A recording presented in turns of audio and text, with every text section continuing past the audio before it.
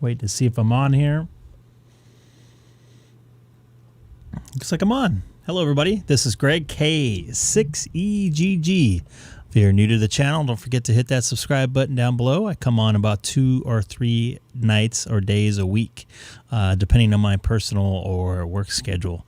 Today, we're going to be cruising around the band, probably on... we're going to check into the BOZO NET at 7 p.m. on 144.240. I heard there's a guest net control operator tonight. I don't know who that is, but we'll take a listen in, check in there. My BOZO number is 463, K6EGG. Then we're probably going to do some rag chew, maybe on the 144.270 or back on 144.250. Today, just take a listen to see what's going on. Excuse me there. I just had a double scoop of vanilla thrifty ice cream about an hour ago, so indigestion is definitely pumping in right now. Anyways, let's take a listen to 144.250. I might do something just a little bit different today. Just take a listen to maybe some local repeaters. I'm probably analog local repeaters. I'm probably not going to talk on them and see what's going on with that. But let's see if anybody's on 144.250 while I'm here. This is Greg, K6EGG. Kilowatt 6 Echo Golf Golf, monitoring 144.250 upper sideband, City of Chino. Why take the high road when you can take the low road?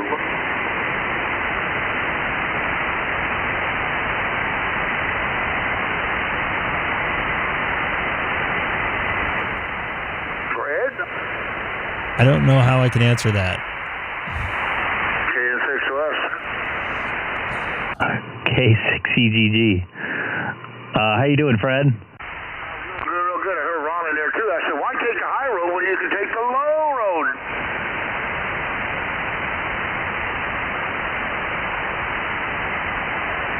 Which road do you take, Fred? Take the low road. You don't slip up the high road, fall off the mountains there. Anyway, good evening. Kilo November 6 Oscar Sierra down here, Voice of Cerritos, 3 miles west of the Knott's Berry Farm Stagecoach. And this is Greg, K6EGG on YouTube also, K6EGG. And I'll be also checking into the BOZO NET. I heard there's a special guest, not a special guest, but a new fill-in BOZO NET control op tonight. Oh, new operator? Control op, yeah, I think he's filling in. Okay, I'm watching a video on the brand new Yaesu FTXD X101D, and she's got a brand new radio. He got an FTXD X10. Yeah, it looks like he's probably enjoying it. We won't hear him on this band probably too much the next couple of weeks. He's having a lot of fun.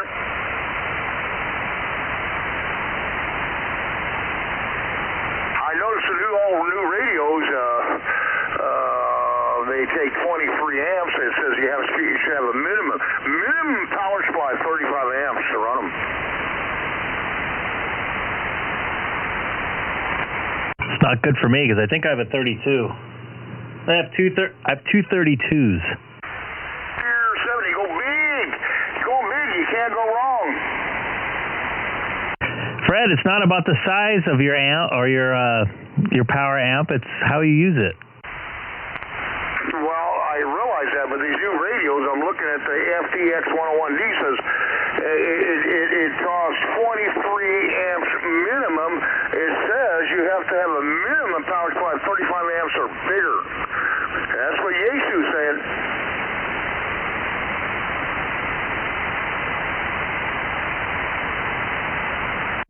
Good thing I don't have a Yaesu then.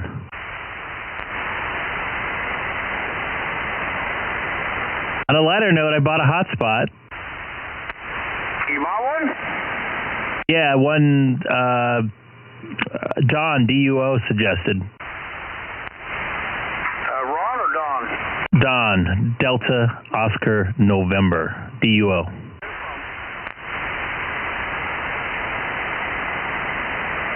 Was that Ron in there, I heard?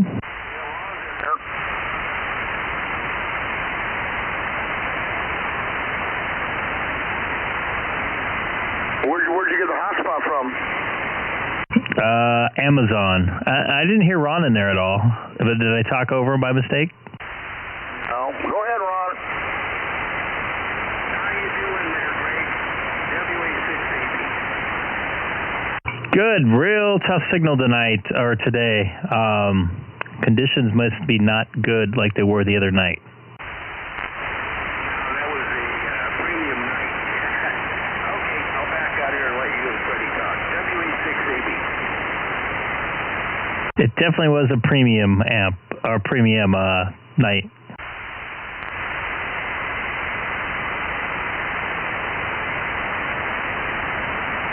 Go ahead, Freddie.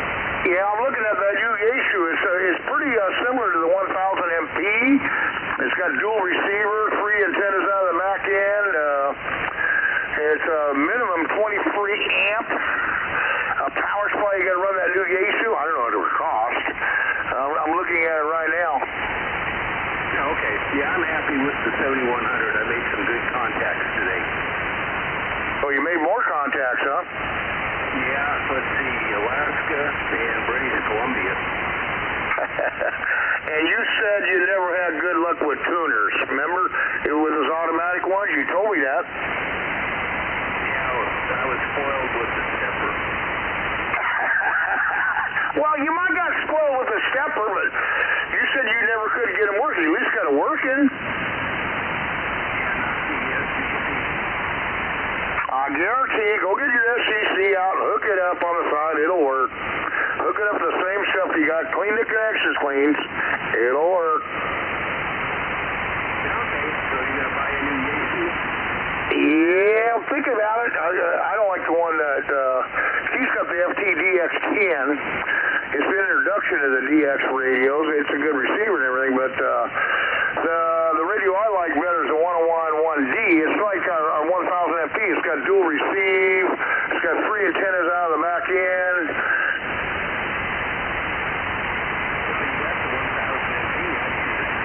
Well, I am. I'm going to hook up my 1000 MP. I'm not getting rid of that one.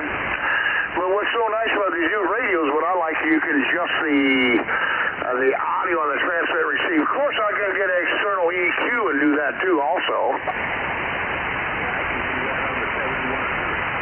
Well, you can't do that on a 1000 MP.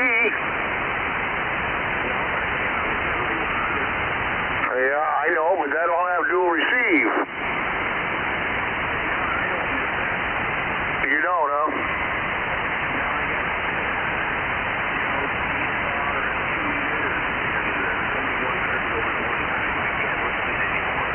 Okay. Well, when are you going to get your ash on peaked and tweaked there?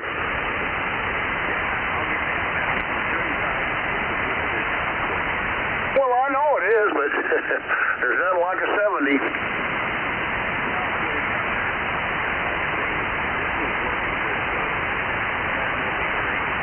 You got to check and call them up what it costs to put the lights in there.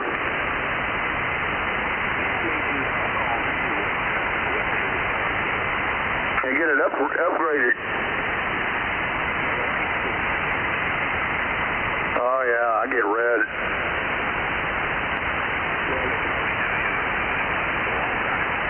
Right, well red for night vision, you know, in the shack.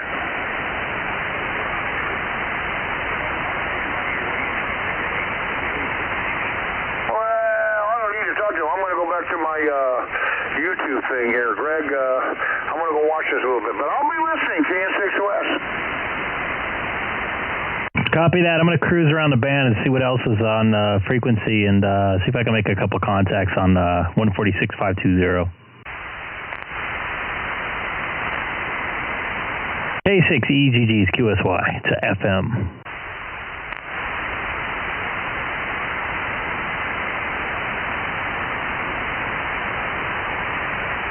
I'm also going to cruise around, see what's on the local repeaters here. It's one of the repeaters I listen to now and again. Looks like it was getting some maybe QRM, manual QRM. Someone keeps playing music. It drives me nuts. I want to figure out where that guy is, so I might listen to the input there.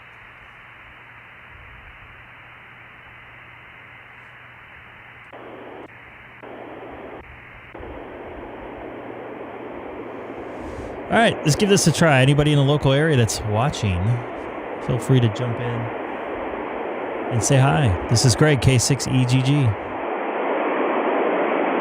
Kilowatt 6 Echo Golf monitoring 146520, and also on YouTube with my call letters K6EGG.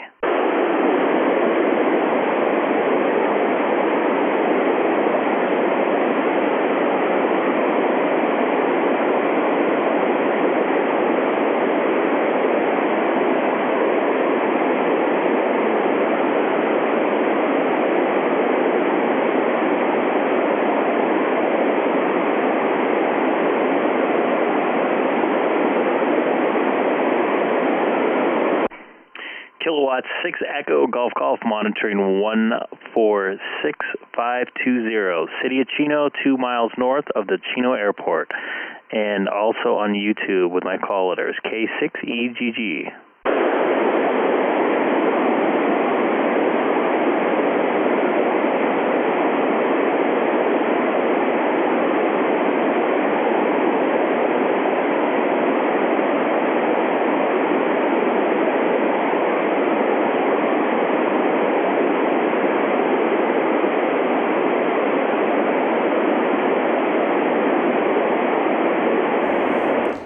It's weird for a Sunday.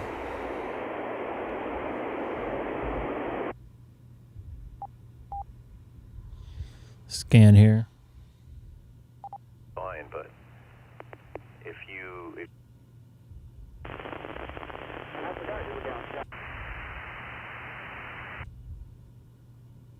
higher RF environments, I don't think the Yaesu is a good pick.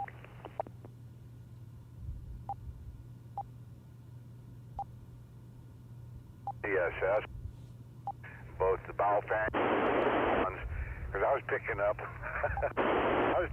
the wind system repeater on 44646 when I was on 44664. Exactly. Yeah. 180 kilohertz away, right? But 300 kilohertz away. Frequency. Yeah, they don't have any rejection. I wouldn't say that they're very good.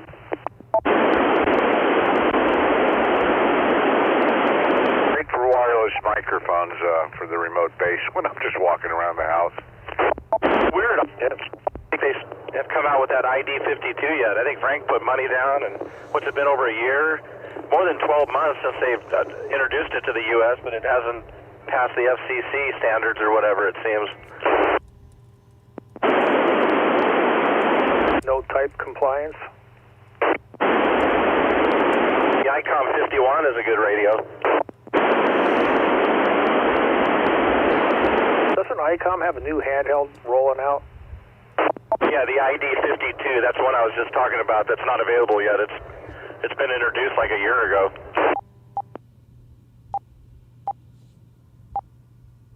So that one, their digital feature is still D-Star though, right? Oh yeah, and it'll probably be $600 when it comes out. I think that'll be a sale price. Come on now, you're not counting for inflation. It'll be like $1,200. Seriously.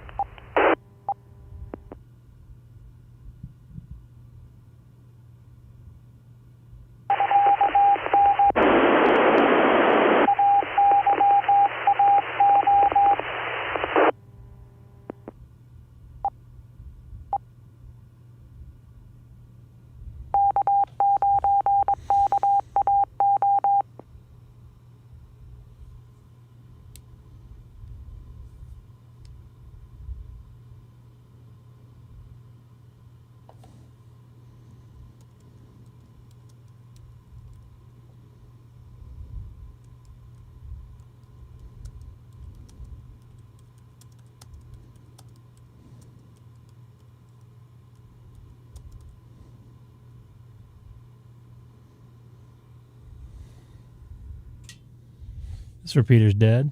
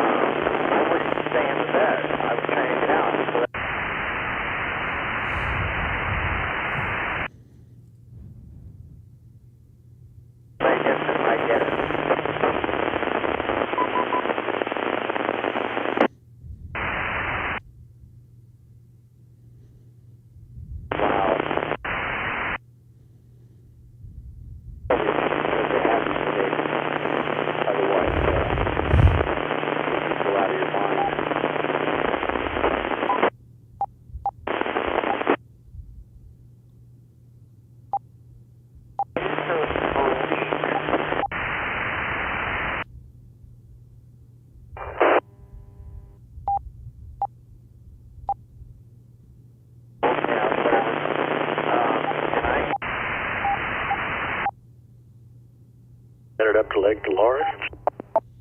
Yes, comrade. We are on our way to Lake Dolores. That's where it's happening play. Gonna be. I'm excited of being able to smoke marijuana. A water park marijuana themed getaway. It's a pretty interesting conversation. I'm going to check it out now. You can also operate your lowrider. You can spray paint dwellings legally. Let's see, what else did we have on the list? Hey, don't let them kid you. It's a gender reveal party. There's some antics going on here, that's for sure. Oh, he likes to show off his gender all the time. He's a real gender bender. Don't forget to stop by the transsexual trailer where they can do rainbow hairspray. Are you headed out on a gender bender? You might have a mandate. And I'm not talking about the vaccine.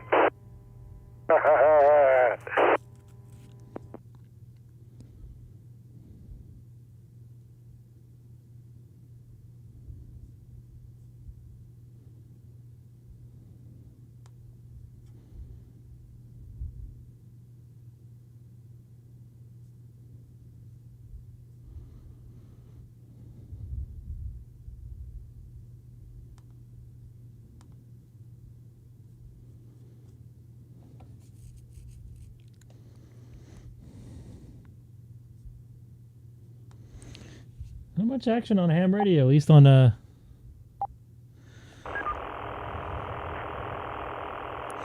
least locally here on UHF. I think that's a San Diego repeater right here. I gotta lock this one out.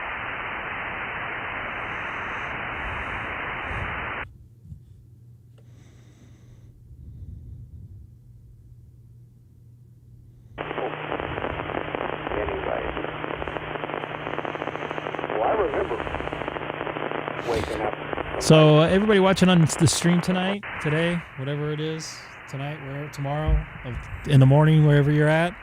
Not much action on 2-meter sideband or D-Star today, so I'm just kind of cruising around the band here, going through some memories here. For those of you wondering, I basically put my memories. I make my memories based on what is active the most. And there's a couple repeaters here locally that are pretty active, so I have those first. And I think I just loaded the tones into these repeaters, which I hadn't had in my previous files that I put in this radio. That sounds like the Papa system, Papa 24 out of Lake Elsinore, where somebody just keyed up.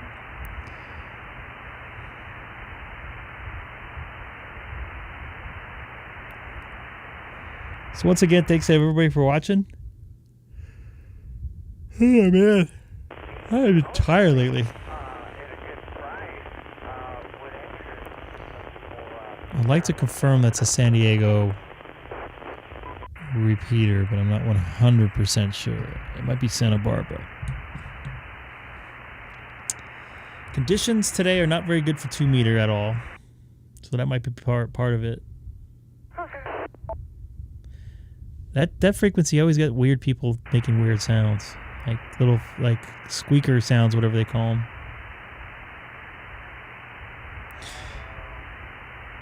Oh, we hear somebody in there.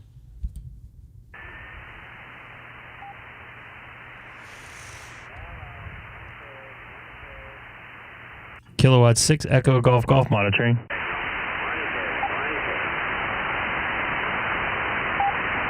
I have you in there, K6EGG.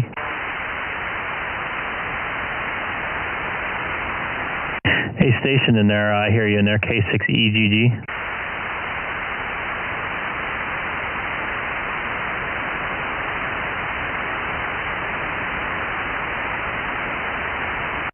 This is Greg, K6EGG monitoring. I heard someone checking their microphone. They sounded good here in the city of Chino.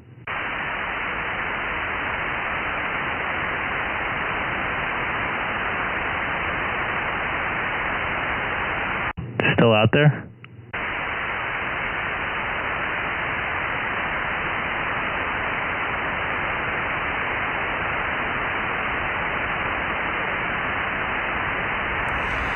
Thought for sure I heard somebody in there. Usually turn the power down a little bit on this this band because it's all repeaters. I don't need a lot of power to get into most of the repeaters that I can hit from here. So let's do some scanning here. Oh boy. I was so ready to get out of here. Crazy. The other thing you get, I wish I knew where this was at.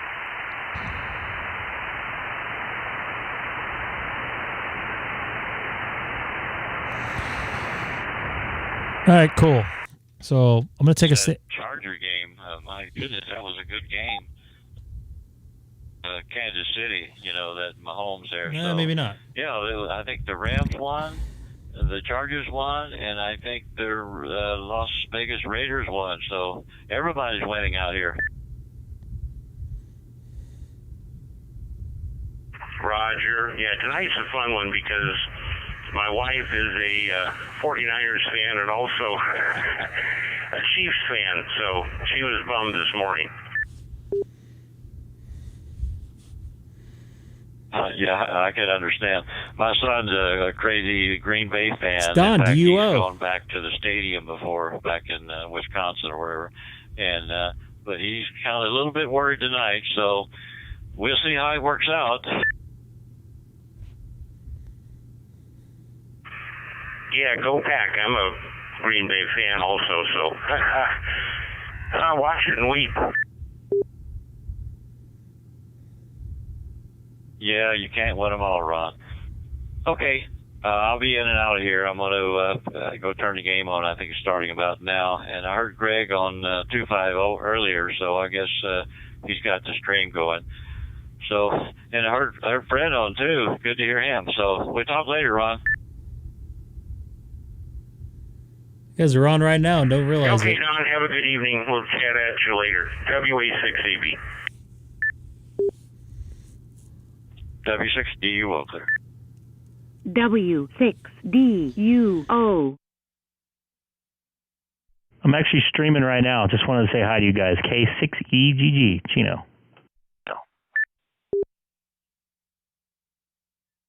Hey, did you tell Ron you ordered your hotspot?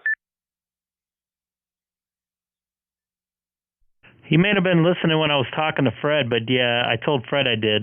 So, hotspot on the way. I should be here Tuesday. I'm probably going to try to set it up on Thursday.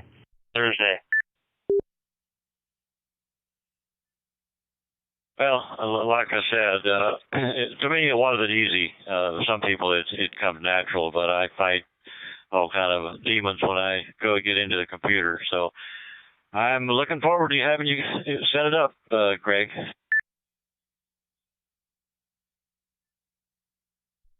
Thank you. If it's anything like the rig pie, I'm going to be in trouble. But I think this will probably be a little bit easier, a little more straightforward from what I was reading on, or I was watching on YouTube. And you're right, YouTube is my friend, and nothing's easy.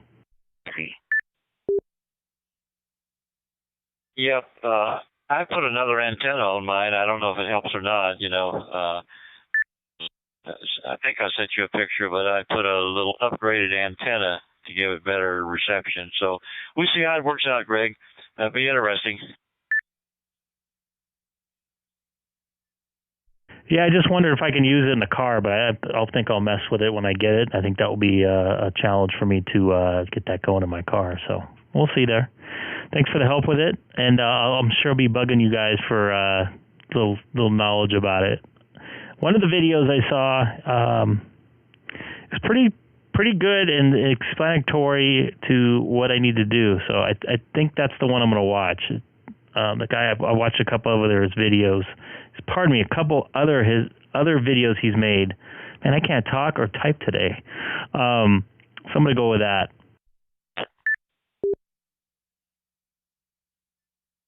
Yeah, and I think I have to punch in some IP addresses and things like that into the ring star, I forget this, Pi Star setup or whatever, and go from there. Well, okay, have a good one. I'll be in and out tonight. You mentioned some caller on the net. Yeah, somebody from Moreno Valley is going to be doing it tonight. So somebody that hasn't done it before. So that'll be pretty cool on the BOZO net. At 7 p.m. I'll be there. Okay. Get you later. 7-3, W6DUO. And K6EGG. I'm going to take a standby.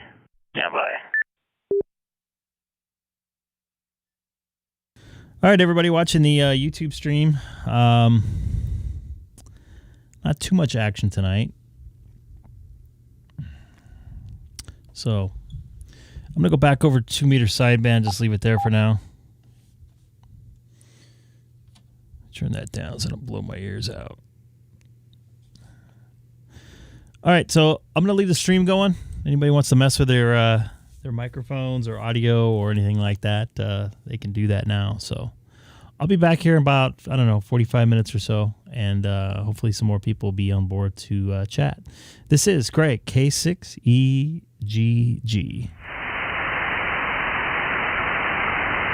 Yeah, go back to 440.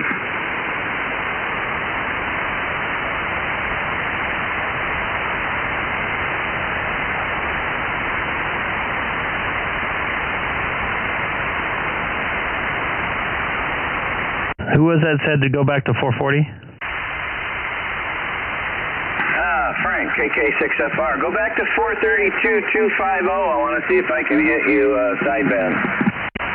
I heard you. I don't think you heard me, though. I think I was on FM or something. 432.250, that's upper sideband, right? That is affirmative. We can give that a try if you want. I'll QSY there, K6EGG. Yeah, I just got all set up over there, and then you went over to D-Star. Hey, I was kind of floating around the band.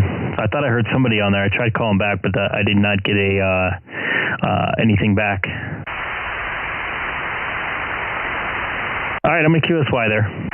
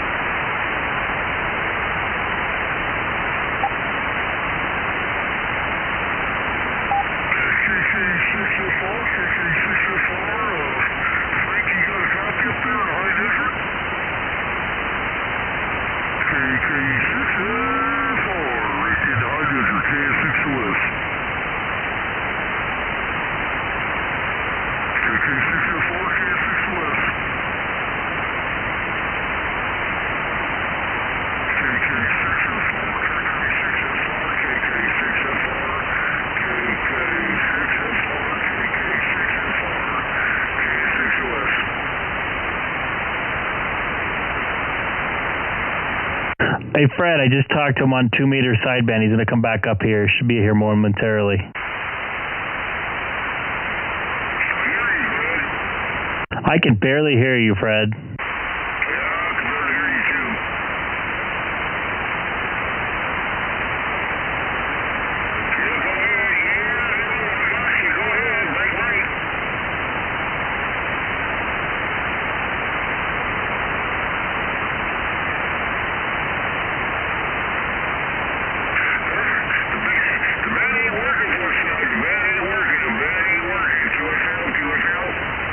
Yeah, the band ain't working. I'm going to go back to 2 meter sideband, and then I'm going to take a break. K6EGG. I didn't do anything.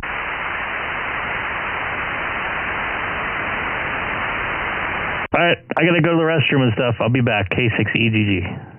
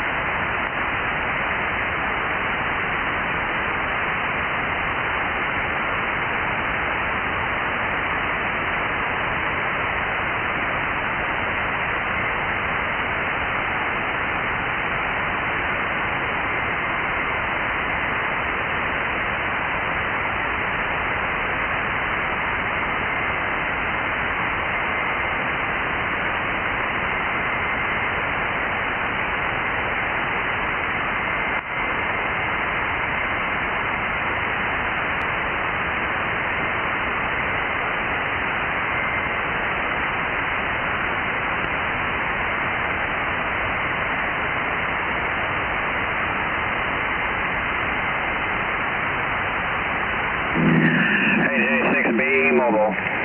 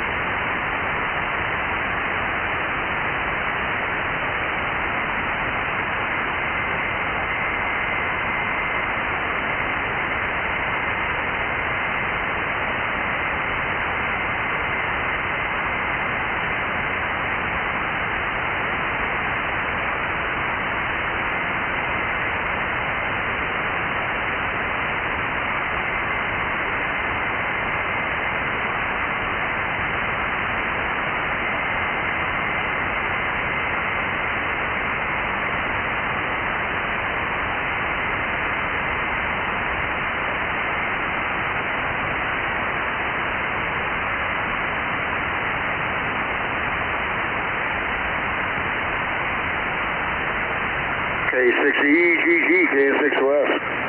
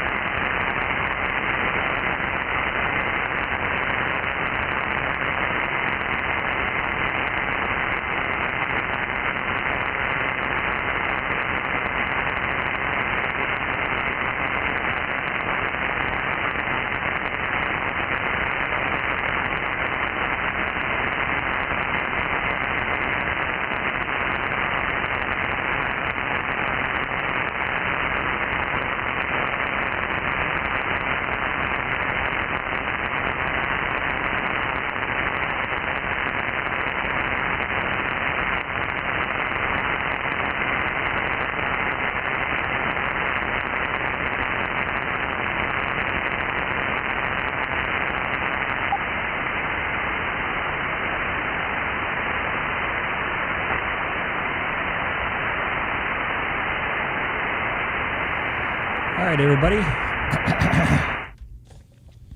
This is Greg, K6EGG. Not much activity right now on 2-meter sideband. The band does not sound too good tonight. Well, should make it interesting for the 2-meter sideband net. The BOZO net coming up here in about 15 minutes, 14 minutes actually, to be exact. We'll see how it goes. So what I'm going to do is change over to the BOZO net here, and we'll just sit here and take a listen here and see when they pop on here in just a few minutes. So there we go.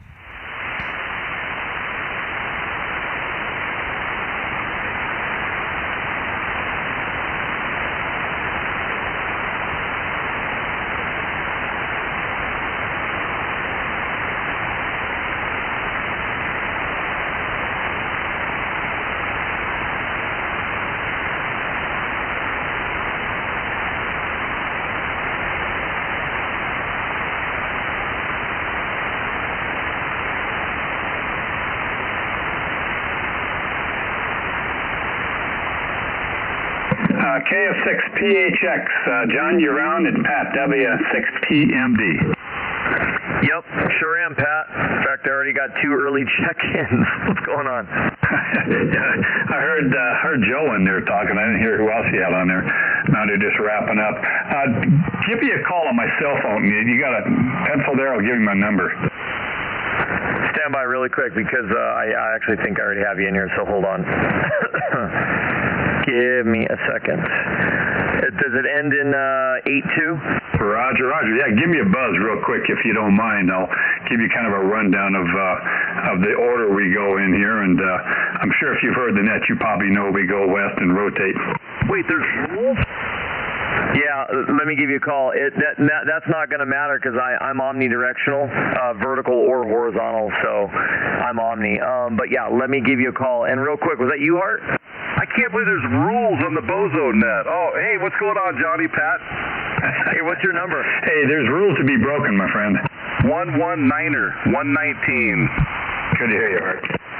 Just want to get you in there early, Hart. Okay, I'm going to go make a phone call, talk to Pat. I'll be back. KF6PHX. W6PMD, I'll be back. Check.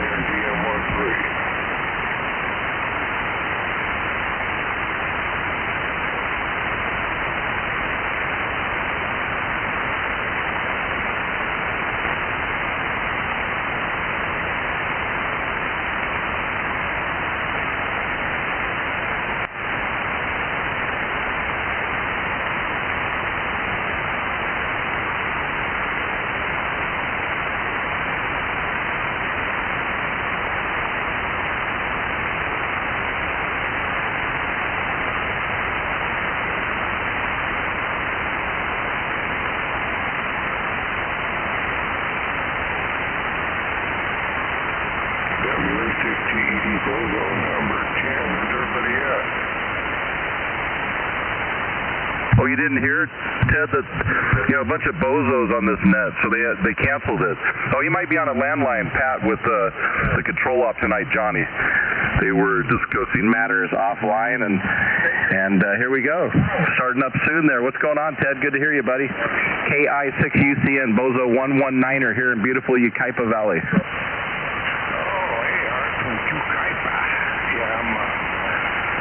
I'm watching the ball game here, 49ers and Green Bay Packers. And it's just halftime. I looked up at the clock, going, I gotta go check this. I turned this stuff off. I turned it off. Turned the other stuff off for a minute, and here I be, Bozo number 10.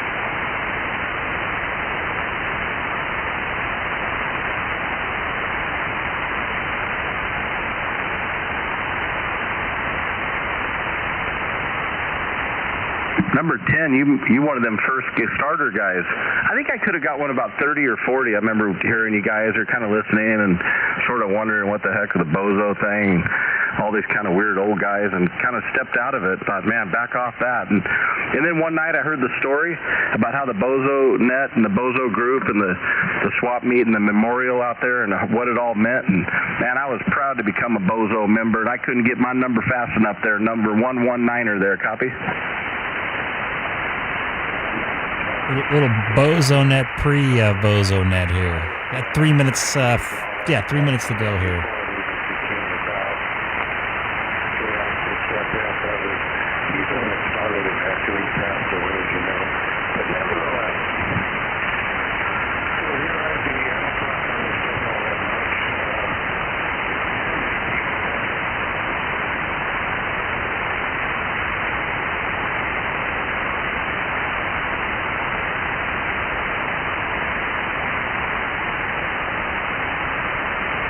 Doesn't that look clear now? I'll be getting this thing started in just a minute.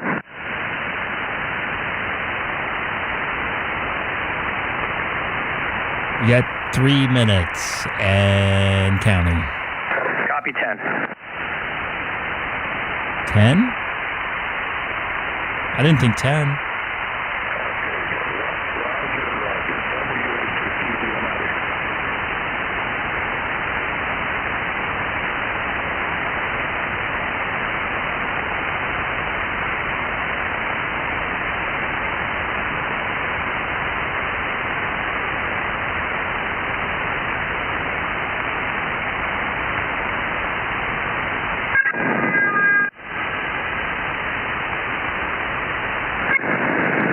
Ladies and gentlemen, since the dawn of time, 2-meter sideband and the BOZO NET group was created.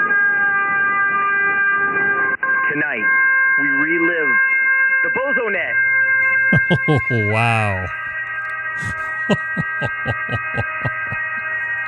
I'll be your host this evening, KF6PHX. And we will be taking any check-in starting now. 463. Copy 463. I thought that was a pretty cool opening. What do you think? I think that was a great opening. Wasn't expecting it. I think it was pretty cool. We're also on. I'm putting this BOZO NET tonight on YouTube streaming with my callers K6EGG. So if anyone wants to take a listen to it or check it out later, Kilowatt 6 Echo Golf. Check it into the BOZO NET. Super cool, man. Oh, I hope you got that opening. I did. Yes. Sweet, Greg. Why does your name seem familiar, by the way? That's interesting. I'm KF6PHX, John from Moreno Valley. For some reason, and I can't figure out why, but your name sounds familiar. I think we know mutual people. I'm going to leave it at that right now. Does one of the guys we know is the name of an alcoholic alcohol? I don't know about that. The last call ends with a P. Wonder why we can't talk about that. That's interesting. But yeah, your name sounds super familiar, man. Cool deal, man. Thanks for doing the net tonight. It's nice to hear a new voice out there. You got it. You got it. And I'm going to go ahead and keep it rocking and rolling here. Hey, good evening, everybody. This is John, KF6PHX Net Control from Moreno Valley. Let's see. I do have horizontal and vertical capabilities, but I'll just be on horizontal for the most part. Unless I hear somebody way off in the distance, I'll switch over. So, yeah. Anybody want to start coming and checking in now? Bring it on. KF6PHX. Here we go. 280 from the A6EGG. 280. All right, man. Thank you so much for that. Much appreciated. Just sitting here trying to scroll through. Tom. Okay, cool. Tom, what city are you in? DM14 up here in New Kaipa. Oh, my antenna's looking right down on you, man.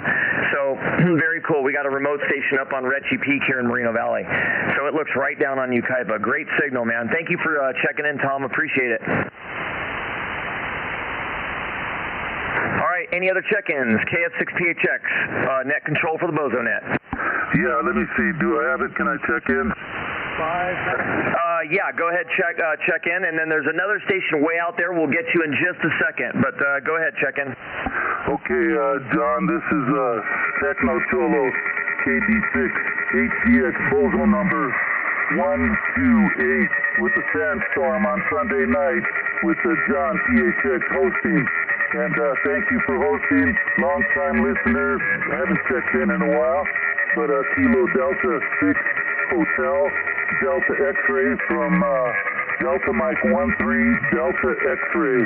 BOZO 128 back to net control. No further traffic. Thank you for hosting. Entertaining you, right? Dude, I love it, man. I love it. We got the Techno Cholo with the Darude Sandstorm playing in the background. That was classic, Dave. All right, man. Thanks for checking in, man. You're making me laugh. All right, there was another station way out there in the distance. I'm going to see if I can pull you out. KF6PHX. Go ahead. 826. Oh, you're not way out in the distance. You got a good signal. 826. We got you in there, man.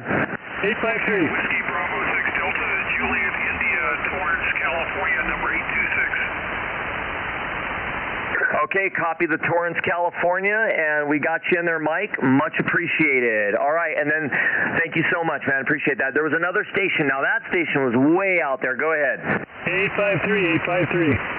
We got you, 853. Yeah, no worries there. Let's see who we got there. Keith Squires.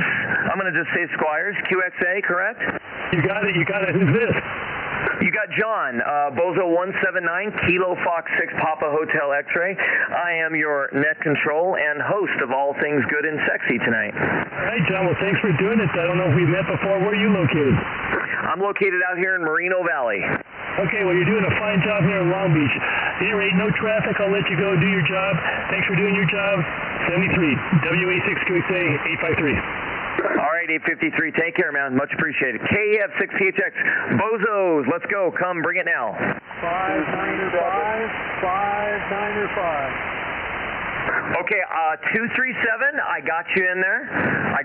237. Thank you so much. And then there was another one that was way out there, and I don't know if I'm going to have to switch to vertical or not, but try it again. 595. Can't 5.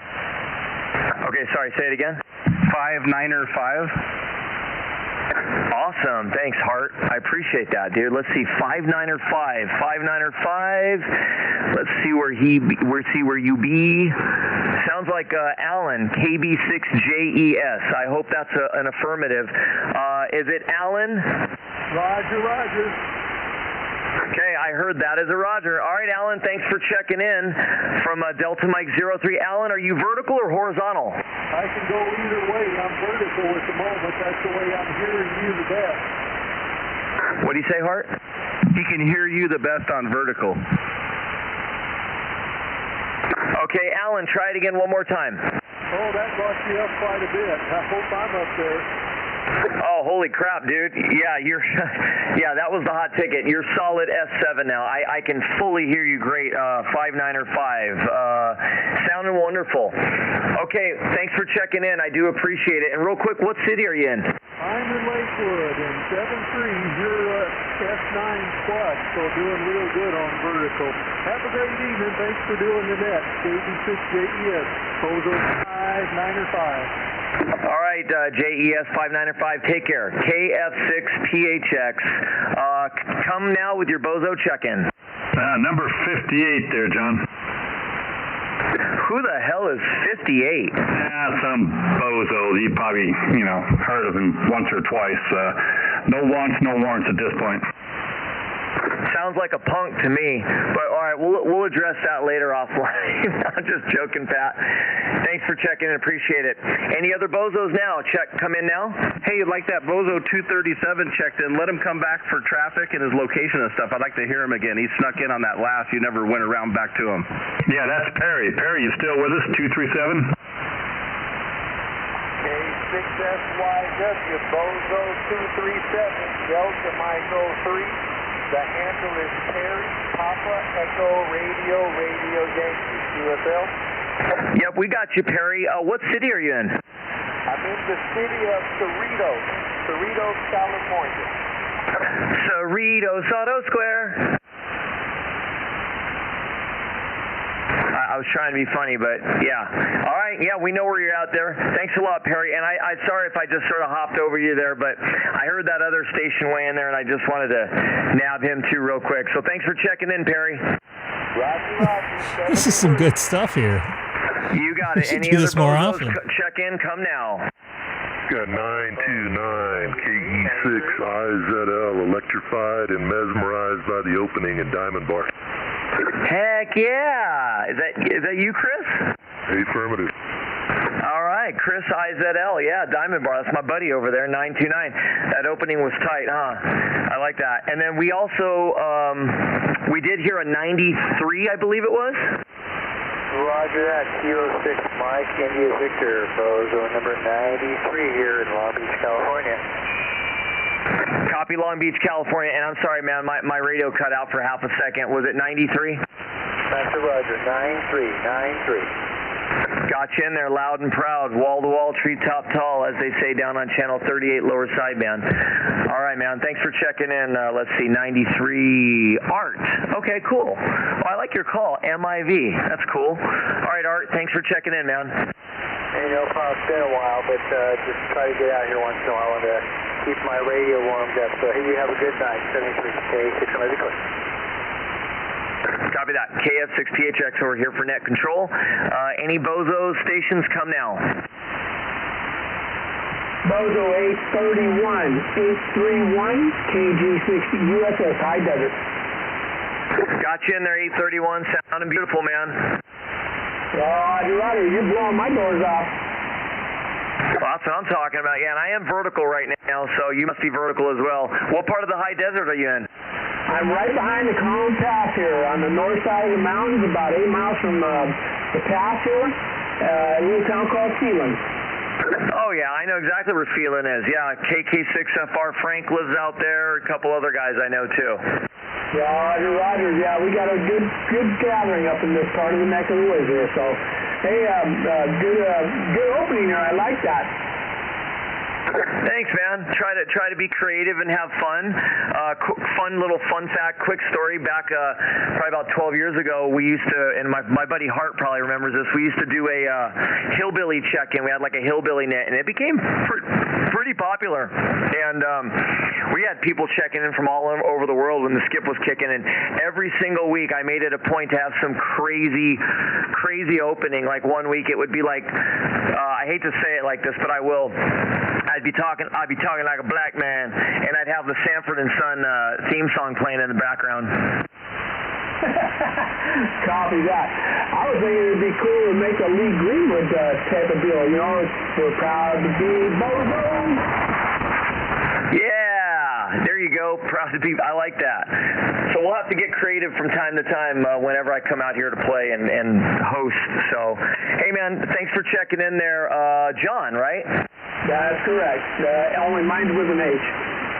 That is correct. They put mine on here with an H, but mine is actually just J-O-N. So, yep, I hear you. All right, John, thanks for checking in. KG6 USS, much appreciated. 73. All right, Bozos, check in now. To Lone Pine.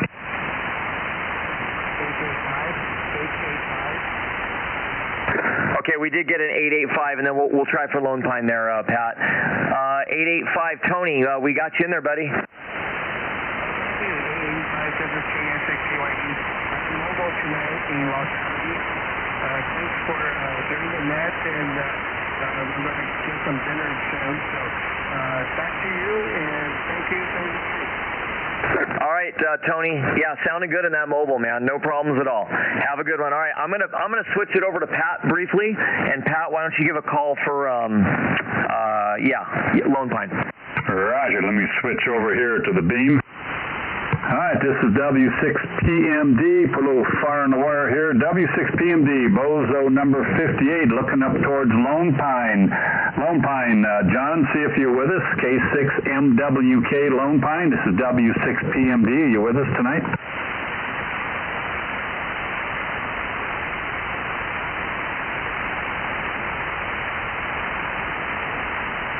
Well, got you in there. You're about S3, S4 tonight. Let me see if John can hear you. John is our net controller, KF6PHX. Anybody John, new to the channel, don't forget to hit that subscribe button down there to the bottom right. I can't, man. I can't hear him either. Tell somebody's talking, which is crazy, right? What was his numbers, Pat?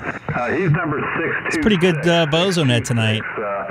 John, you got a pretty good signal down here. We have a new net controller, KF6 Papa Hotel. So anybody new to the channel, don't forget to hit that subscribe button down below there to the right. I go on about 2 or 3 nights a week, depending on my schedule, mainly on sideband. He's just slamming the check-ins tonight, so good to hear you. You still got a good Not trying to sell anything other than some ham radio and some good times here. Sharing information as well. This is Greg, K6EGG.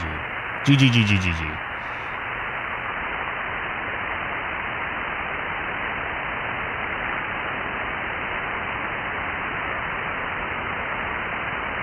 Roger. Yeah, you're about S5 with 2 preamps on here on this end, but Q5 the whole way.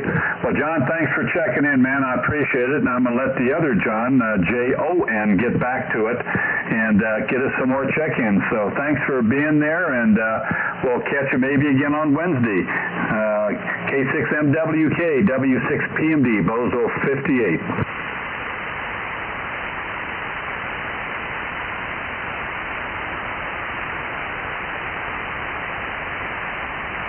Let me know when he's clear. Roger.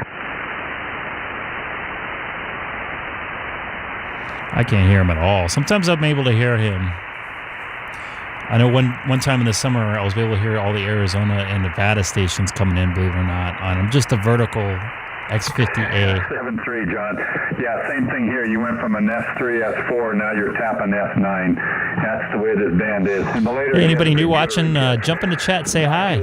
I'll send it back over to John. Back to you, John. KF6PHX, W6PMD. This is a very entertaining BOZO net here. Copy that. All right, this is KF6PHX for Net Control. Any other BOZO check-ins, come now, please. 933. Okay, got you in there, 933, which would make you Mike. All right, W6MDA. Thanks for checking in, Mike. Yeah, my pleasure. Good evening to you and the net. All is well here out in Apple Valley, and nothing further. Back to net. Thank you. All right, thanks for checking in from Apple Valley, man. We appreciate it. All right, any other BOZO check-ins, please come now. 198. 197. Okay, we got 198. We'll come back to you. What was the last one? Something 7?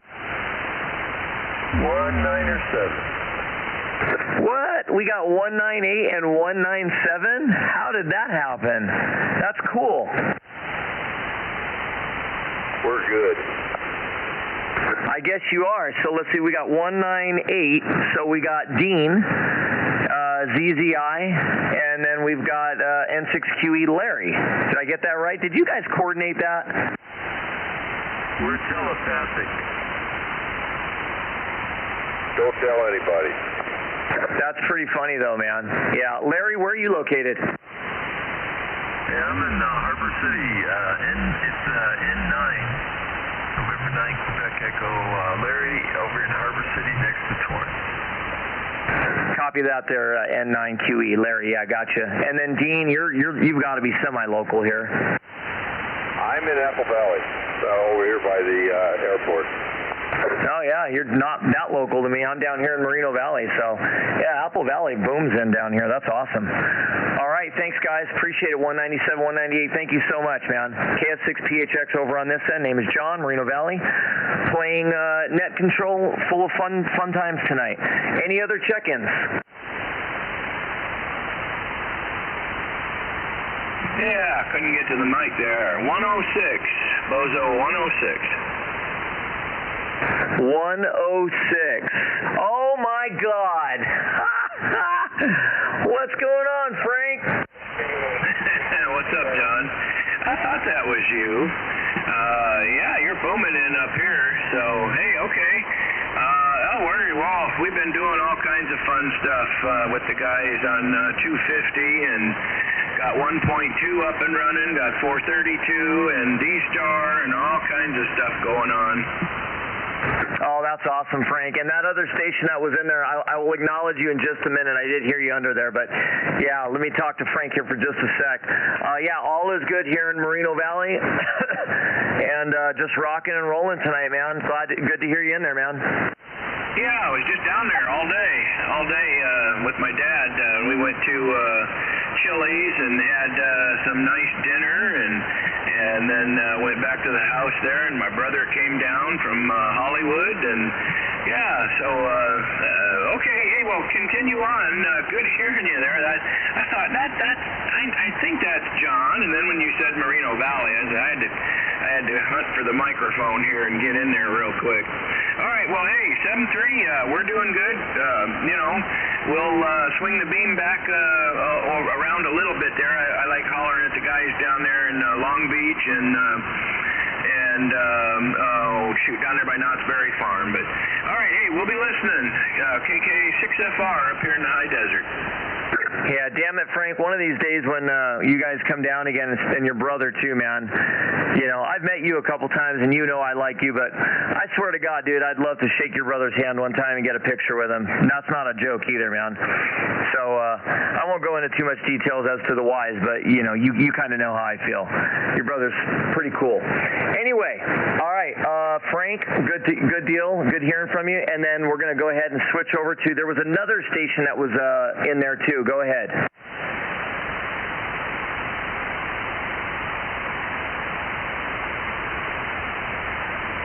Or I guess not. Any other bozos? Check in now. Number 825. Okay, we got 862, and then the one right after that. You guys doubled a little bit, ending in 5. 825. All right, 862, man. Let's see where you're at here. I could always just ask you. It'd probably be quicker, but I just figured, what the hell, man? Let me scroll through this dealio here. Okay, so we got Bill N6UTD. Man, that name sounds familiar. Hey, good evening, Johnny. Bill N6UTD in Redlands over here in San Mateo Canyon. How you doing, buddy? Excited to hear you on the net. Bill! My neighbor, dude. What's going on? Yeah, now I get it. Good. Yeah, good. And we are just helping out with the net tonight, and probably in another 2 weeks we'll do the same thing if they don't kick me off.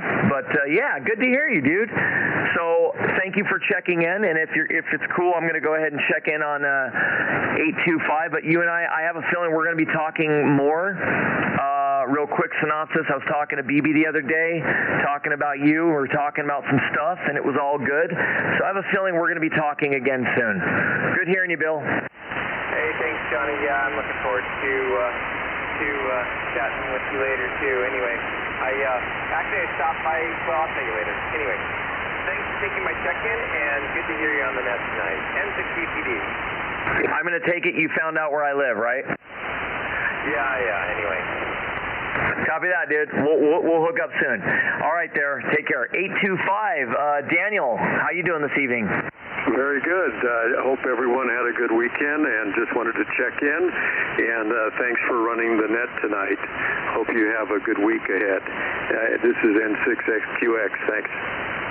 Killer signal there, Daniel. What city are you in? I am in Garden Grove, and I just noticed it looks like you were vertical, so I switched to my vertical. Yeah, I'll go back and forth, but I'll be vertical. In fact, I'm going to switch horizontal, I think, and I think we're going to try to look for Lake Havasu. So thanks a lot there for that, Daniel. Appreciate it. And Pat, should we start looking at Havasu? Roger. Let's go ahead and do that. This is W6PMD Assistant Net Control this evening and looking towards Lake Havasu. Who we got over there?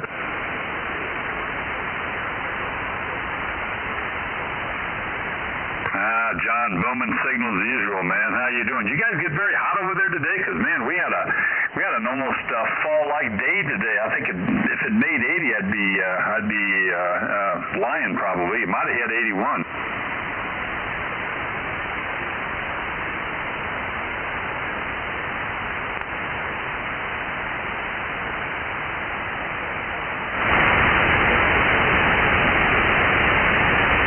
It'd be nice if you got some of that rain. I know my father-in-law lived down there in Willow Valley. He said all the storms would usually just travel right around them, either above them or below them. You know, they'd be getting pounded in Laughlin, and he's 20 miles downriver, and they'd be dry as a popcorn fart. A popcorn fart.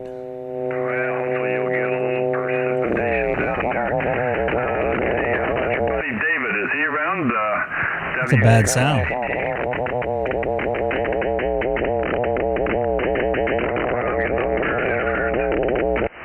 Yeah, so am I.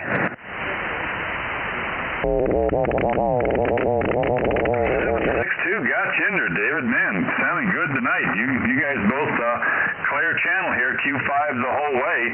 Are you hearing any interference? Because John, Net Control, and myself, we're hearing some funny. I am too.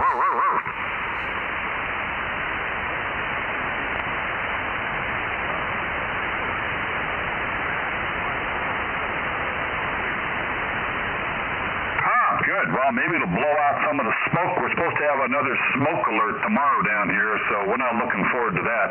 We've had 3 or 4 days of it down here, come and go, but it gets kind of ugly outside. I think I went Wednesday. I rode my bike around Lake Paris a couple times, man, and by the time I got home, that smoke was all the way over the top of us, but never came down to ground level, thank goodness.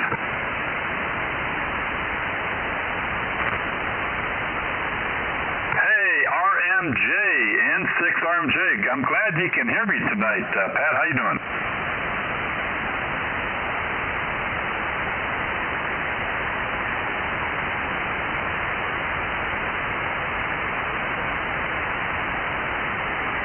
Roger, 7-3, got you in there. Yeah, you're about S4, S5 here tonight.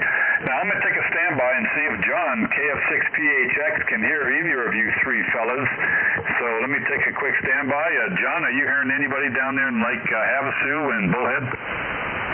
I can hear words, but I can't really make it out. It's not that as clear today. So, you know what this is going to do, Pat? This is going to force me to get up there and put the 13B2 up there on the remote control rotator. Because, yeah, I need to jump in on this bandwagon.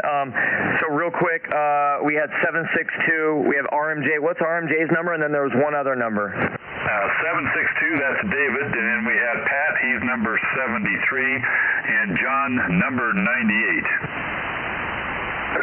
Okay, so 73, 98, and 762 from Havasu. All right, got it. Yeah, if they can hear me, hey, if those Havasu stations can hear me at all, go ahead, KF6PHX.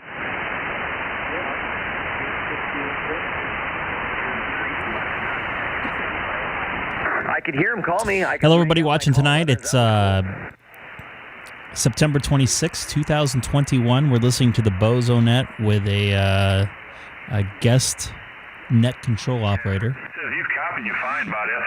You're hearing Pat W6PMD and PHX is his last suffix of his callers. KF6PHX, I believe. Let me know when we're done wrapping up with that. With fun net tonight. New voices out there that I haven't heard in a while. So. He can hear you in their bits and pieces there, David. Your signal tonight here is. Anybody new watching tonight? Jump in the chat, say hi. Both you guys are booming in, and RMJ, you're holding your own there. And Seems like a busy night on BOZO NET tonight. Anybody else down in Colorado River area, while I'm looking that direction, this is W6PMD, Assistant Net Control, making one more call to Lake Havasu all the way up. I can't hear any of the Lake Havasu stations at all. I can hear like some talking way in the background. One night I was able to hear them pretty clearly, and they were actually registering on my my meter there. Boy, I might need a relay. Give me Bob. I need your BOZO number. Your BOZO number? Anybody new to the channel, don't forget to hit that subscribe button. Just trying to get up to 500 subscribers before the end of the year. A little more than halfway there. I don't know if I'll make it or not, but it'd be fun to try. Okay, then I can kind of hear him. There's some with an FR in it, so yeah, SQA. That's Bob's call sign. I didn't hear him. I must be coming from the other direction, so I'm going to swing around and see if I can pick up this other call. Maybe John heard him, but thanks, John, for being there. KC6SCH, David, W7OJT, and Pat, N6RMJ. All of our river friends down there. You guys have a good week, and maybe we'll catch you on Wednesday.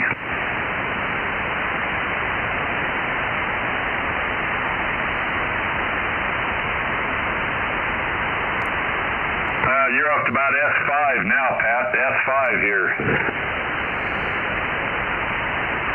I said you're about S5 here now, RMJ. S5, W6PMD.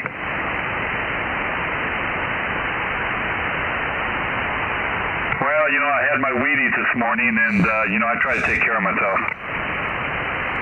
I haven't had Wheaties in years. I had Life cereal this morning. I got a couple preamps on, but you're hitting S7, S8 now. Like I say, that last couple times we've talked, your signal's been fantastic. So, anyway, I'll let you guys go. I'm going to turn it back over to John. I want to thank you all for being there, and maybe we'll catch you on Wednesday.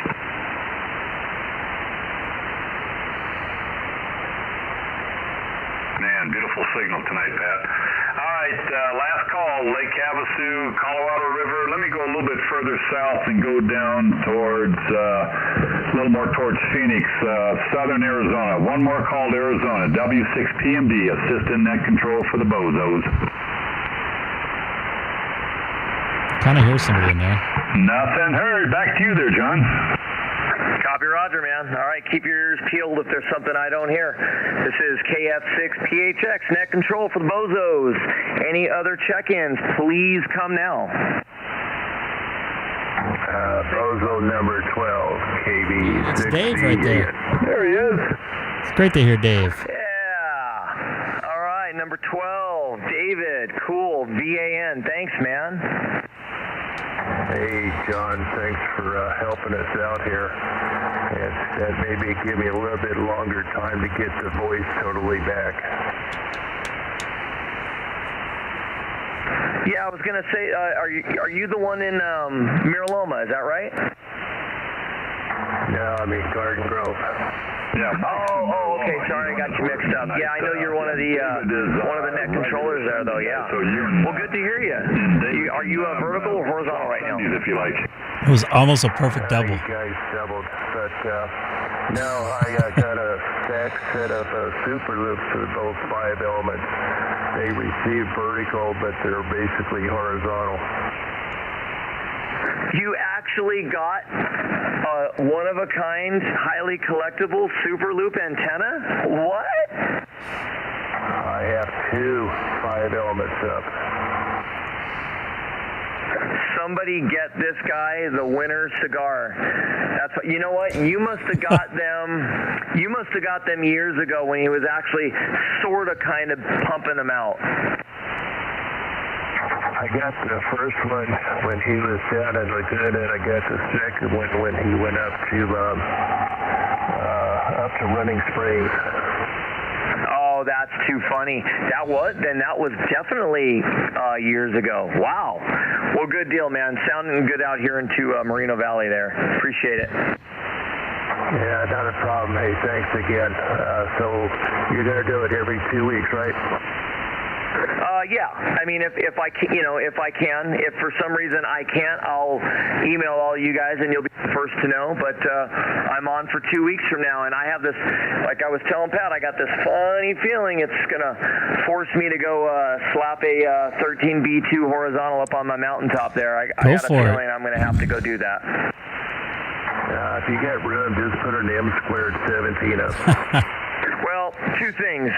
Number one, I do have room, tons. Number two, I don't have an M2. Number three, I have 3 Cushcraft 13B2s at my disposal, so I'm going to probably use that. All right, sounds good. All right, anyhow, hey, thanks again. K6EGG. All right, David, thanks for checking in, man. Any other check-ins for the BOZO Net? Come now. 365. I got you in there, 365. All right, let's see. Are you running vertical or horizontal tonight? Well, I would be running a one-element dipole. I love it. Is it horizontal or is it facing up and down? No, it is horizontal. I have both vertical and horizontal. Well, I have a vertical antenna and a horizontal 2-meter dipole. Copy that, Russ. Yeah. You know what's funny is I decided to go vertical really quick, and you pretty much almost dropped out completely. So that's cool. What city are you in? I'm in Azusa, and the dipole is in my attic. Dude, I've talked to you before. I totally, when you said Azusa, I was like, that's the guy that has his antenna in his attic. That's so cool, man. Okay, well, you're coming out, you're doing a pretty good job coming out here to Moreno Valley, Riverside area tonight. Thank you. I don't know if you or Pat, I think you might be the first contact with this thing. Oh, wow. Hey, we got another subscriber. Thank you for whoever just subscrired. Really appreciate it. Yeah, if we get 5 more for tonight, would be even better. I doubt it, though. But thanks again. Correct, yeah. It's a little hobby I'm doing right now.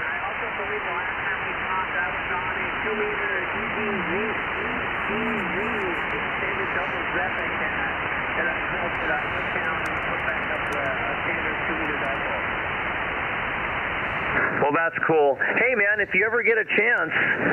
Oh, yeah, I knew that was coming. I was like, here goes my dog. I was going to say, if you ever get a chance, just throw up a small. You can get yourself a small one or even make yourself a little J-pole vertical, even if it's only, 10, 15 feet off the ground.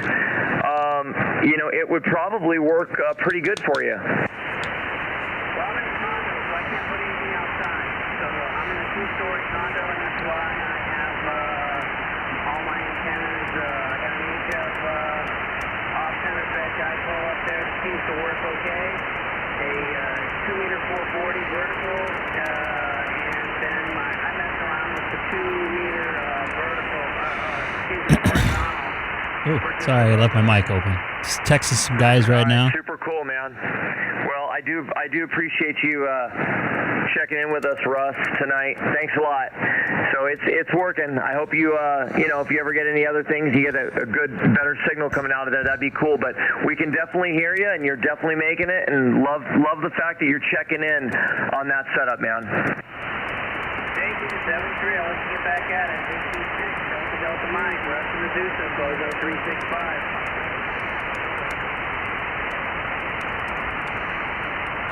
ZMW, we can hear you. This is KF6PHX Net Control for BOZO. Go ahead.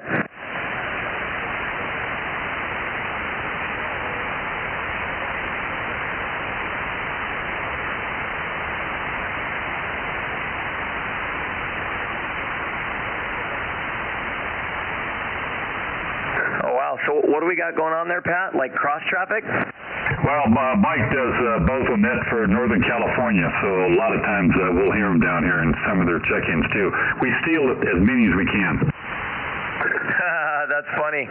So that wasn't Mike just now. That was a different call, a Z call, right? Yeah, that was Joe, ZMW. He's down in Marina Del Rey, but he's talking to Mike, K6MYC. He's up near Fresno. Oh, Marina Del Rey. Is that, I want to say 817? Roger, roger. Yeah, we got him earlier, probably around 8:40 or 6:40. Him and I were talking. Yeah, and then another guy, Richard Slocum out of Corona was the first person. He's a buddy of mine, 234. He checked in about 6:30. Yeah, perfect. Okay, Joe, if you're still making contact with Michael, stand by. Great busy night tonight here in the BOZO Net. Love to hear all the guys out there checking in. A lot of energy tonight. A lot of entertainment as well. We want to check into the Southern California version. You know, we are the originals down here. W6PMD.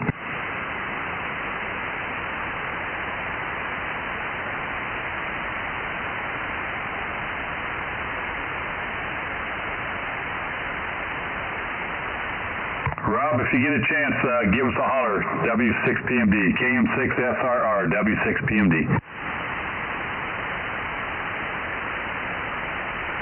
They got some local traffic up there, John. Go ahead. Copy that. All right, anybody else for the Southern California BOZO Net? If anybody else wants to come and check in, please do so now.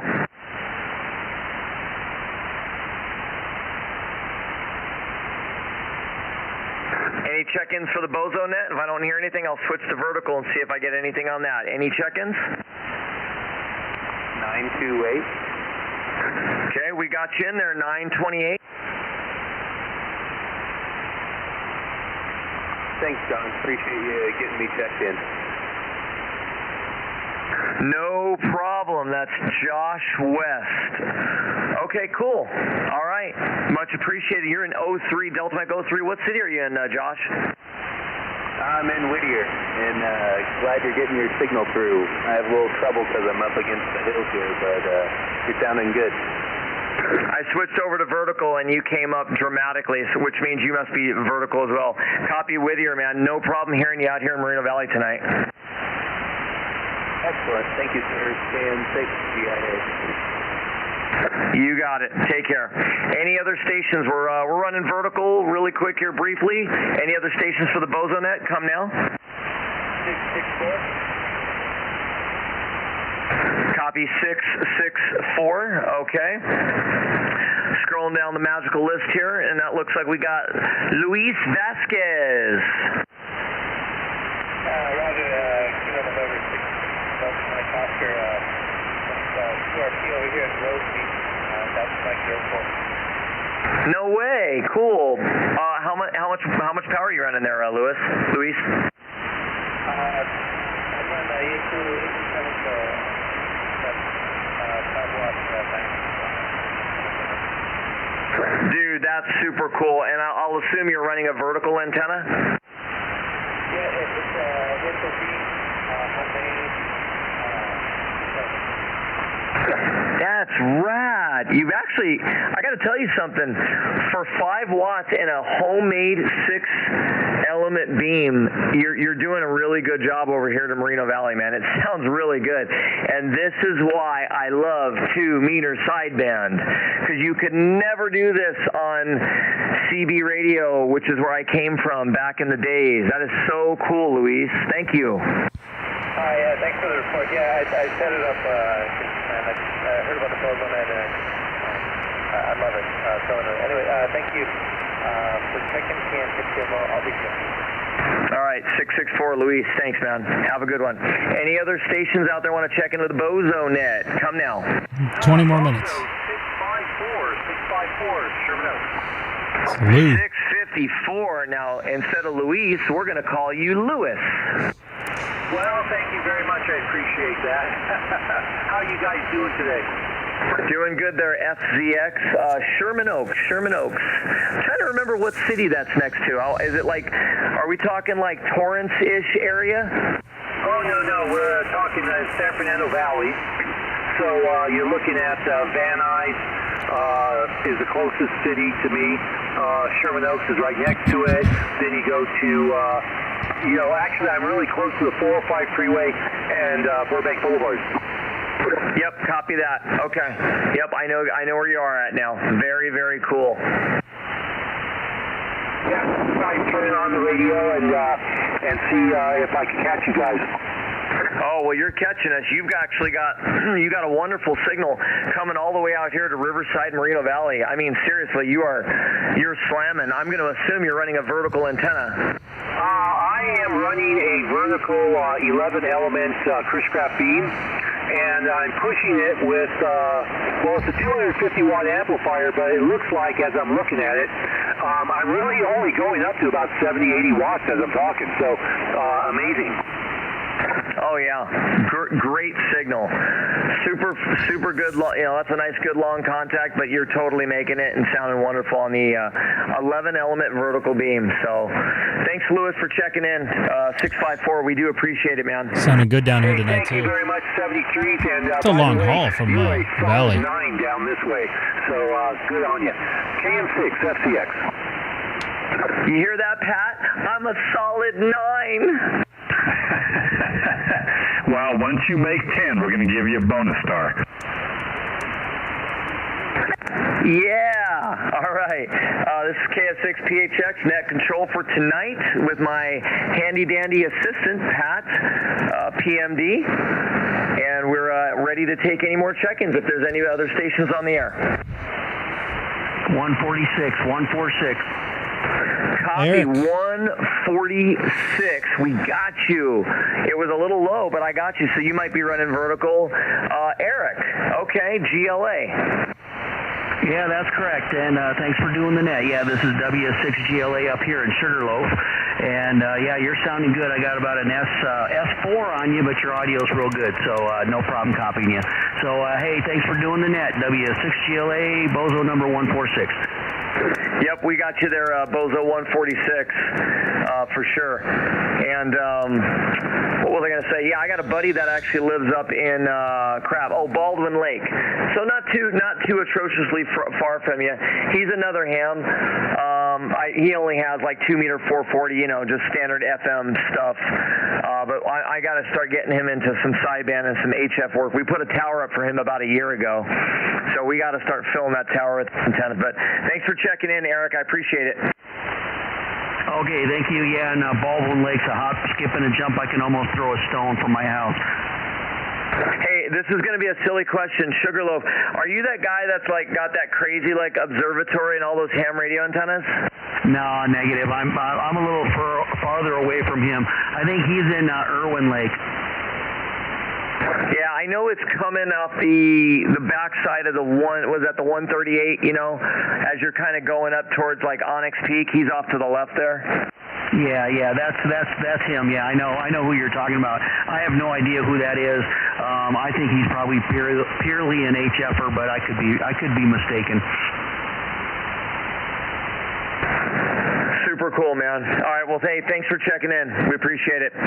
Sorry, I had to talk to my daughter. For the BOZO Net, come now.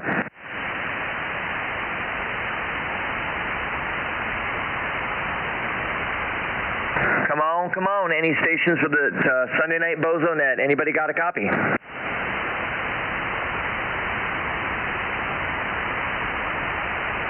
Okay, I'll switch back over to horizontal. Any other stations that can check in for the Sunday night BOZO Net? Anybody out there? 845. Okay, we got you in there, 845. Sounding good. I always try. I got to ask if people are running horizontal or vertical. Are you running horizontal or vertical tonight? Running vertical. Okay, there you go. Now let's try it. Okay, 845, N6JAI. Yep, we got you, Alex. Yeah, you do. When I switched over vertical, you sound much better.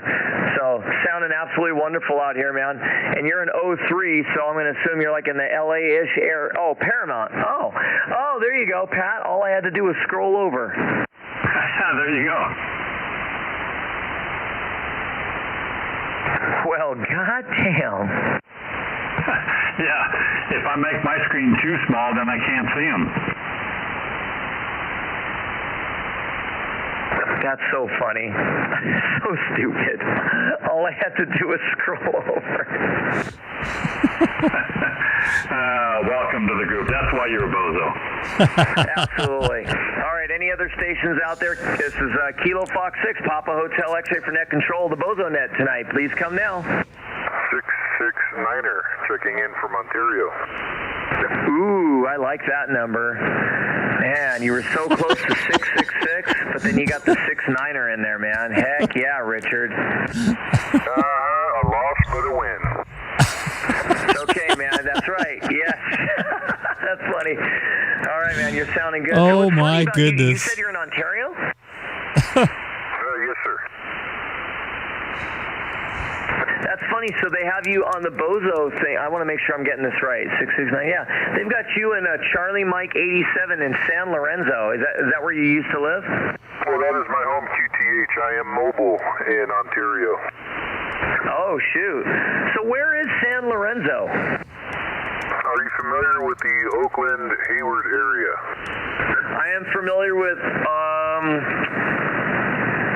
no, I'm familiar more with like Tracy, Lodi, Sacramento, but I do, San Francisco, Oakland, Hayward, yeah, I do. So you're up in that area. It's somewhere on the 880 if you know which highway that is, but you're in the ballpark. Yeah, copy that. In fact, I got to go up there in two weeks. So it's supposed to be next week. I got to go up in 2 weeks to, oh crap, I'm going to have to look it up. But it's one of those islands up there that's in the Delta to do a job up there. Island in the Delta, near like Martinez. Give me a sec. I'm going to pull up my email here, and I'll tell you right now. I will let you know. I don't go up to the Bay Area too often, but I don't remember a place called Martinez up there.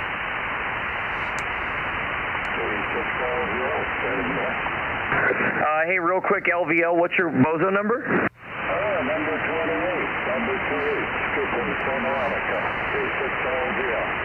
Hey, sounding good from Santa Monica, man. Very much appreciated. Thanks for checking in. I just wanted to grab you in there while I was killing a couple minutes here, and then I'll hit it pretty hard here in just a second. I just want to try to remember where I'm supposed to go to work at here in a couple. Oh, here we go. Let's see here. It is on. Oh, shoot. What's it called? Oh, Bethel Island. The closest town is Oakley, California. Oakley. That's way up there. Okay, I'm familiar with where that's at. Down the Highway 4. Probably. It's not too far out of like Tracy, California, kind of up in that area-ish. So, yeah. Okay, they're 669. Thanks for checking in. I'm going to go ahead and let me just say hi really quick to BOZO 28 here and acknowledge him a little more. Thanks for checking in there, though, 669. Kilo South, thanks for doing the net. 669, Kilo November 6, Hotel Tango, Hotel Mobile, clear listening. Copy, Roger. LGL Skip, hey, good evening, man.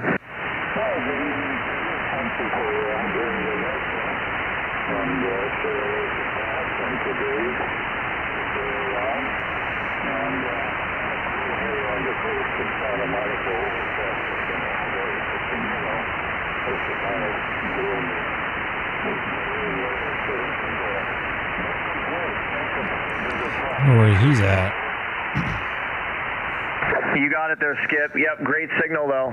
Sometimes I wish we lived a little closer, but we're nice and inland where it gets nice and toasty warm up here in Moreno Valley, Riverside. I'll let you say good evening to Pat there. I'll take a quick standby. Hey, Skip, how you doing there, buddy?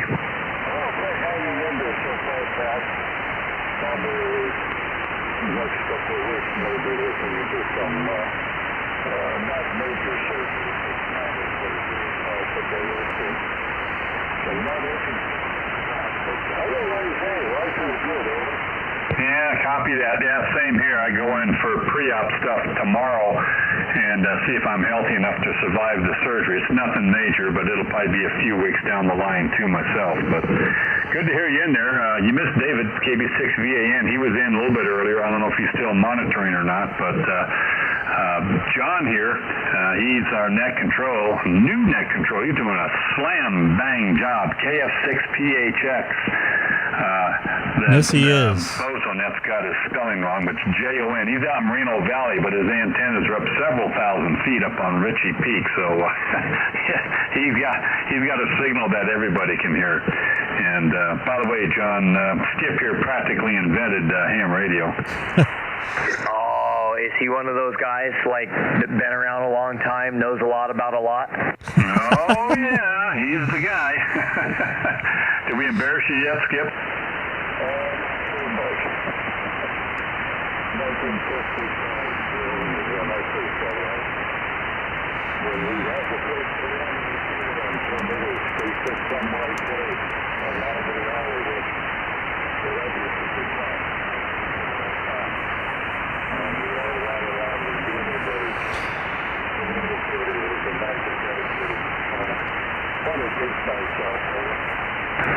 You know, Skip, I bet if I mention a name, you're going to know him, and I've worked with him a few times over the years because I also do some work in the broadcast industry. Bert Weiner.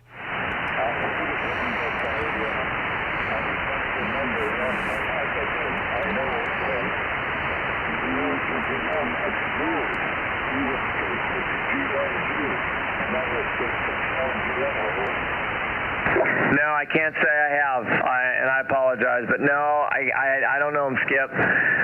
Shoot. Hey, so when they say you invented ham radio, I'll just ask one simple question. Were you like the owner of like Henry Radio or something crazy like that?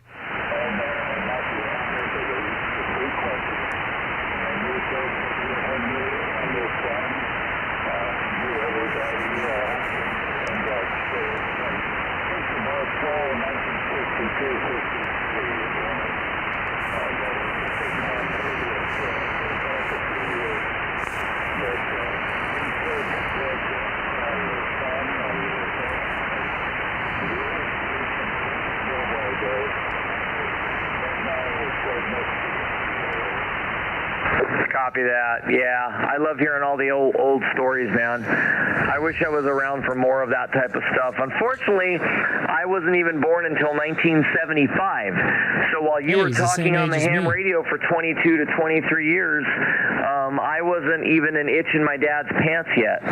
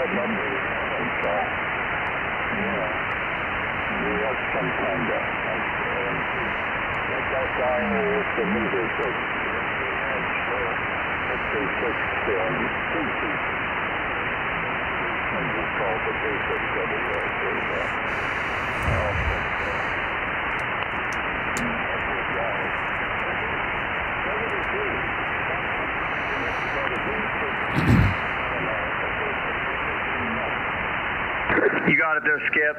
Good talking to you, man. Thank you for all that you've done in the world of ham radio. So, all right, great, good deal. Let's see if we can get a couple last-minute check-ins there. Oh, wait, what are we supposed to do at 7:55? Are we supposed to do something, Pat? No, just give out a maybe another call. I'm kind of looking up towards Santa Barbara, almost up to Central Central Valley. You have anybody else up there? I'm on the beam looking for check-ins to the Southern California edition of the 2-meter BOZO net. This is W6PMD, Assistant Net Control. Anybody, anywhere?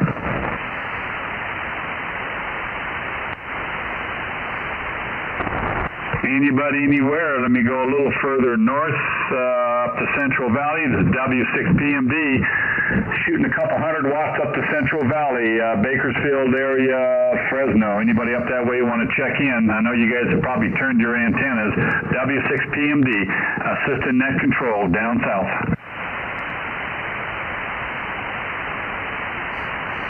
Yep, John, don't hear anybody. I could hear some chatter there a little bit earlier, and nothing now. But no, it was 5 minutes till, well, actually, we do it about 5-10 minutes after the hours when we look towards Lone Pine. But I think we got most everybody. Just make some calls. You got 5 minutes till you retire for the evening.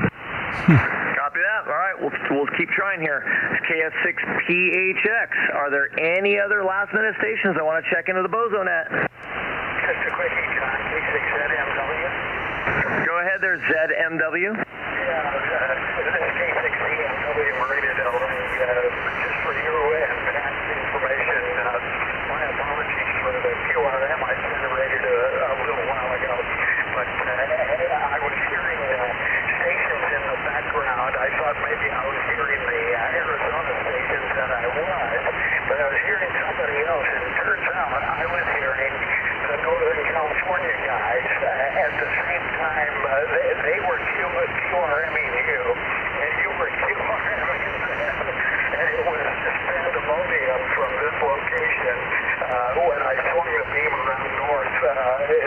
K6MYC and the whole gang of characters up there were just flapping their cups and coming in here rather well tonight, John. Go ahead. That's funny. Well, Joe, you're going to get a demerit and a demotion. So next week, you're not allowed to check in until 7:58 at the very last minute. I just want to make sure that you know that. So I'm going to put that down in the logbook. So, by the way, when KF6PHX, which is me, conducts the BOZO net, I will be handing out punishments to unruly radio operators. So just beware of that. Well, I guess I heard it. That's pure unadulterated QRM. No two ways about it. So I'll look for you at 19:58 hours next Sunday, next time around, John. Hey, don't let them fool you there, Joe. You know, John, you got to be careful. Joe knows karate, jiu-jitsu, and several other Japanese words, so be careful. I love it. And as always, you guys will learn I'm always playing, man. Always playing around, always having a good time. So thanks for that, Joe. No issues at all. It was funny. It is what it is. It's all good. Hey, Joe, real quick, I'm going to spend the last 2 minutes just trying to squeeze in one or maybe two more contacts if we can. So have a good one there, Joe. I do appreciate it. John, carry on. Thanks for the great job tonight. Tons of fun. Sounds like a lot of... real quick here, Joe, Pat, PMD, W6PMD. A lot of check-ins. Did you talk to Mike, K6MYC, or any of those fellows? I gave him a call, and he came back to me, and then you guys QRM'd him so bad I couldn't understand what he was talking about. Well, I heard him too, and he's number 47, so we're going to call him a check-in. So, John, add that to your list, number 47, K6MYC. Mike's up there above Fresno. We'll call that a relay. Done and done. Up there above Fresno. Kilo Mike 6, Sierra Romeo, KM6RR, who's actually in Delta Mike 07 out there, believe it or not. 1 more minute of the BOZO net. Oh, yeah, that's Rob. Yeah, Rob booms in down here when I looked that way at the right time, but I was in the other direction, so I'd eaten. I can't confirm, Rob. Yeah, roger that. Okay, guys, go ahead and wrap it up. Tie the ribbons on it. A fun evening. 73, Joe. W6PMD. Copy that, Joe. Thanks. Hey, any other stations? We're getting close to shutting it down. Come on, let's get one more station, maybe two more stations in there. Let's do it. 137. Hell yeah, 137. Sweet. Where are we at there? Mike, EXO. Wait a minute. I know you, right? Yeah, probably. If you've checked into my net on 432, it's probably where you heard me, or I hang out here on the BOZO net a lot and help them out. So, yep. Good evening, John. Mike, KG6EXO. And sounds like you had maybe a good turnout tonight. Well, you make number 38, so I'm going to try. Oh, shoot, it's 8 o'clock. I was going to say, damn it, I was going to try to squeeze in like 39 to 40. So thanks, sir, Mike. I appreciate it. Yes, I have checked amount of check-ins tonight, sounds like. I checked in on your net before, and I get the emails a couple times a week. So, yep, we're good, man. Let me try just for one last check-in if we can. One last BOZO check-in. Give it to me, guys. Come on. This KF6PHX Net Control.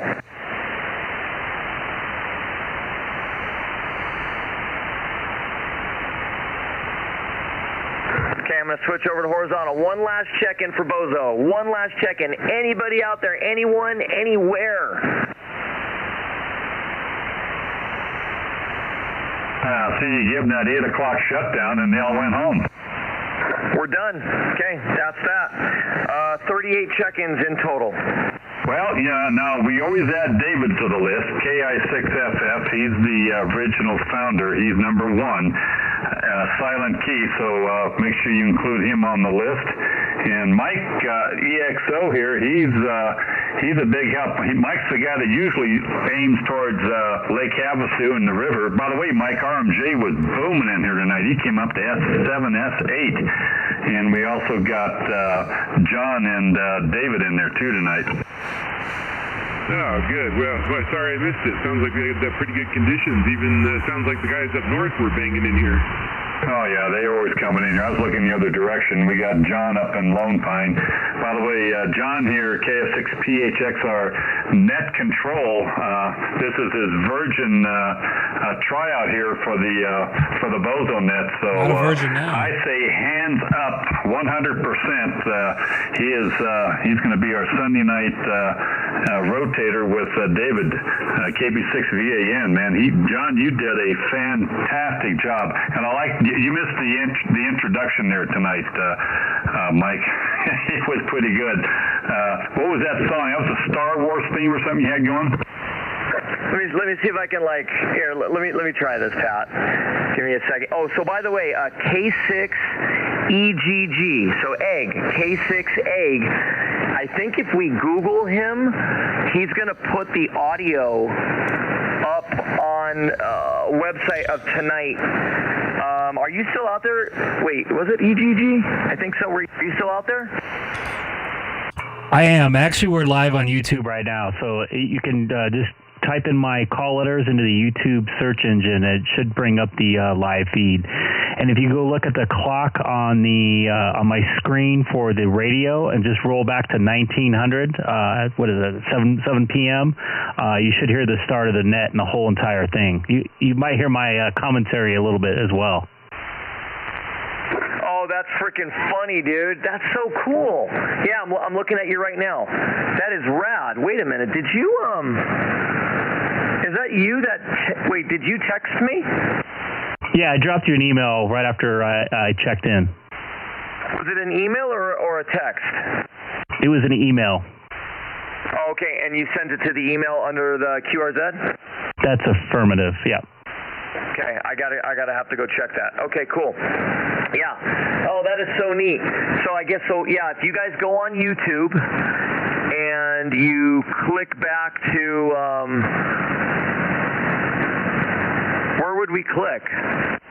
So if you look on the clock on the screen of my radio there at the top right, next to the M channel, roll back to 1900 on the screen, like the slider on the what's it called, the player on YouTube, and it should start about right when you started your net control op. Oh, cool. So you started live streaming it before I did that intro. Yeah, I was on 144, 250, and I think I was on D-Star or something before that. I go on 2 or 3 nights a week for the local guys to hear themselves. And actually, we got a little bit of a worldwide audience, too. We had a couple guys in Europe that watch us, every other night. So I kind of do it for them. Dude, that is super, super cool, man. Yeah. Hopefully we'll catch an eyeball one day. That's pretty neat. Oh yeah, we got people. Oh, wait a minute. Oh, and then so I wonder when you're commenting. So when I was watching at 1900 and I see the comments coming up the side, those were the comments at that exact time. Is that correct? That's affirmative, and you can see me kind of react to them as well. And I'm chatting in with those guys too. Oh, that's far out, man. I hope nobody on there called me a butthole, because then I'll see it and my feelings hurt. Butthole. Butthole. Hey, by the way, so Pat, for your post-op surgery, they're finally going to get the herpes taken care of, or what? Well, yeah, you know that, and a reduction. I don't want to talk about what kind of a reduction it's going to be, but it gets irritating. Yeah, well, you can always get the penile implant, so you'll be good.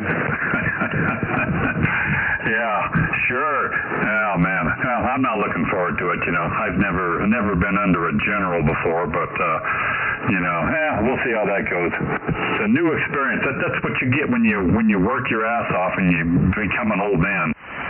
Oh, great. Is that what I have to look forward to then? Yeah. So I'm 46, and man, I'm going to tell you something. To this day, knock on wood, right? I have never been in for surgery. I think the most surgical thing I've done is I had a vasectomy. Let's see, how old is my son? So like 19 and a half years ago. Oh man, when I went in for my vasectomy, by the way, I'm 25 years your senior there, Junior. I went in for my vasectomy, and it must have been around 1980, I'm guessing. I'm sitting there waiting in line, and there was like 15, 18 of us sitting around. We're all nervous, and they said, okay, we're just going to draw straws, and they pulled my name as number 1. Okay, walk into the room, strap down, doctor and the nurse is shaving you, and they're getting all ready to go, and all of a sudden, I look up, and here walks in about 8 or 10 nursing students, all beautiful young girls, walking into the room, and the doctor, oh, by the way, we got some nursing students here. Would you mind having an audience and let them observe this? Oh my God. Dude, well, I'll tell you this. So just for the record, your story beats mine. That's pretty good. My story is my mom was the one who trained all the nurses at the office where I had it done. She no longer worked there. Thank goodness for that. And this absolutely beautiful nurse was the assistant. Now, remember, the doctor, too, was like a friend of mine. He knew me since I was a kid. And I'm sitting there, and, you get the shot in the you-know-what, and that was like the most painful thing in the world. And I'm just like sitting there, and I look over at this pretty nurse, and I said, no joke, Pat, I looked at her and I said, I swear to God, it totally gets much bigger than that. And the doctor smacked me on the arm. He's like, really, John? And she starts laughing. And when it comes time to button me up, again, totally true story. They do the little sew up the little incision or whatever, and then she goes to put a Band-Aid, and she pulls out a Snoopy Band-Aid and pops it. I wish you could see my hands. She does it with two thumbs where they smooth it out perfectly, and she gives a little pat on my balls there, and I was dying. Anyway, 3 days later, my mom calls. She goes, "What did you do in the office the other day? Those girls are they're laughing so hard." That's funny. And she never could go back to the office again. Something like that. Anyway, good times, man. All right, I'm going to get all these uploaded. I'll find all your guys' emails that you send to me. I will respond, and I'll get all these numbers into you. cool. Yeah, send them to me, then I forward them on to the other site, the what is it, IO groups. It's what groups.io/G. Anyway, you got to be a member of that. But I forward them up to that, and that it's kind of a talk site on there. Then everybody has questions back and forth, and Ralph posts on there a lot of times. Mike posts on there, EXO, about the different BOZO nets for 222, 432, 1296. So it's a good way to communicate with a bunch of people and get some interest going too. So I'll forward that on too for you, John. You got it, man. You got it. All right, we're good. We're good. Good to go. So I'm gonna go ahead and sign off. Thanks for letting me do this. I'll catch you guys in another 2 weeks, and either I'll be running the same system or I'm gonna get up there. You know what I'm thinking? Even if I get up there and even if I just get a beam up there and literally just point it, you know, like at Lake Havasu just for the hell of it, I think I might even just try doing that. Yeah, that would be something else. That location would be killer for you. So anyway, great job tonight, John. Thanks for jumping in there and volunteering. We could certainly use the help down here. And Mike, I'll catch you later. And Larry, if you're still hanging around, anybody else, Greg, what you do on your YouTube channel is really fantastic. So I'm gonna get out of here. I got to get to bed early tonight. Got to get up early tomorrow. W6PMD. Good evening, guys. Take care, Pat. KF6PHX. We're gone. I heard another call.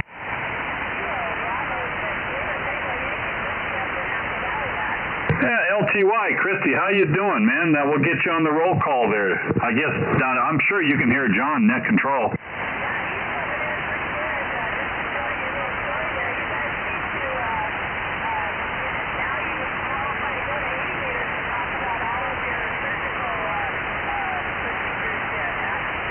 Okay, I just went to my beams. Say that again, Christy.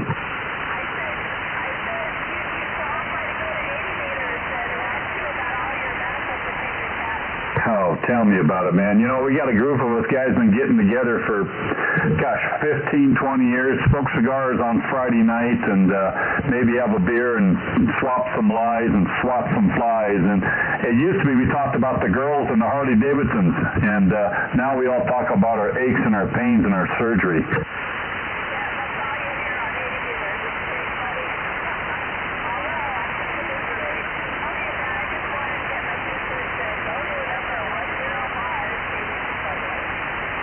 Thanks, Christy. 105 there, John.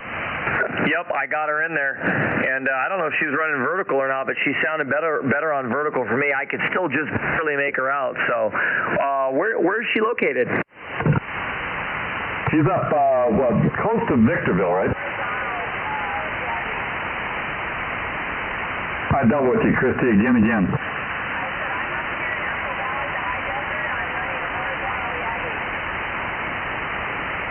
Oh, did she say Apple Valley on a horizontal Yagi? Yeah, so Roger.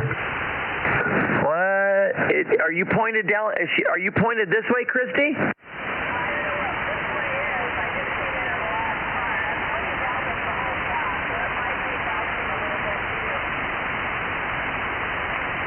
Give me a relay, Pat. What'd she say?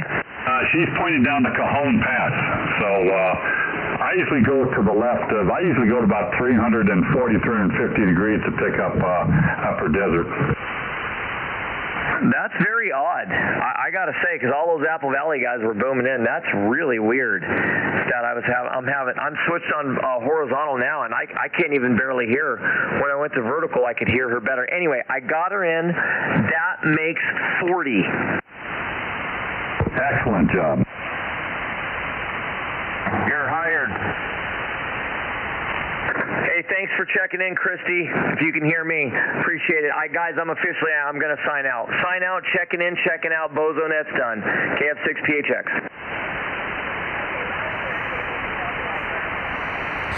73, everybody. W6PMD. Well, that was the BOZO NET here tonight. Pretty entertaining, I must say. That was the most entertaining BOZO NET I think I've ever experienced. I've been checking into it the last, I don't know, 5 years, on and off. Maybe 6 years. Wow. Looking forward to next time.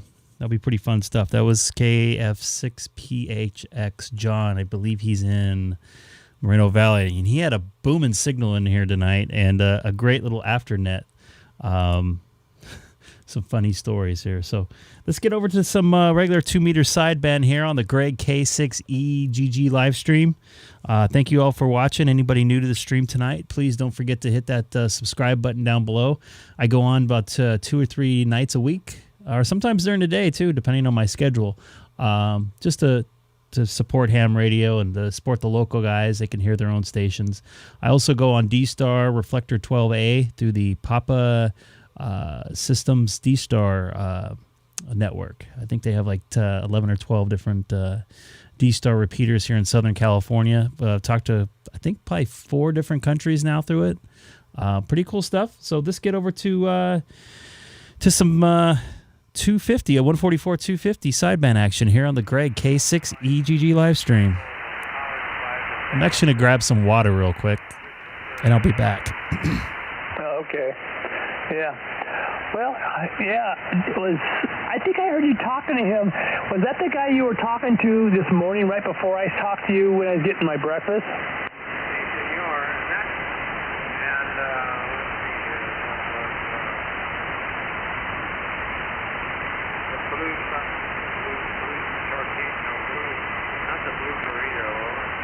Blue burro. Burro like donkey. Okay, blue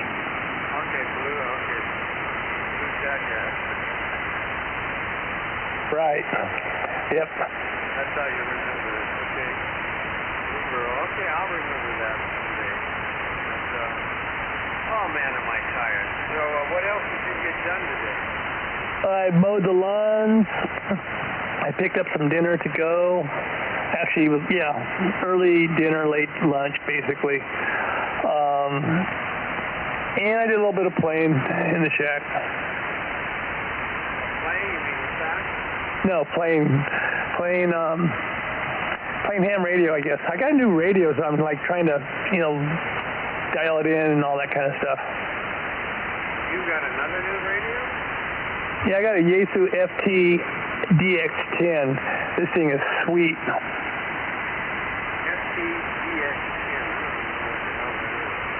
It just came out last December, as I understand it. It's kind of like the high-end Yaesu. It's like the little brother to it. The one that's like $4,000 or $5,000. It's the little brother to it. Evidently, it's got the same receiver in it. But the receiver compared to my 991 Alpha is like night and day. Give me the number again. FTDX10. Are you hip to Sherwood reviews?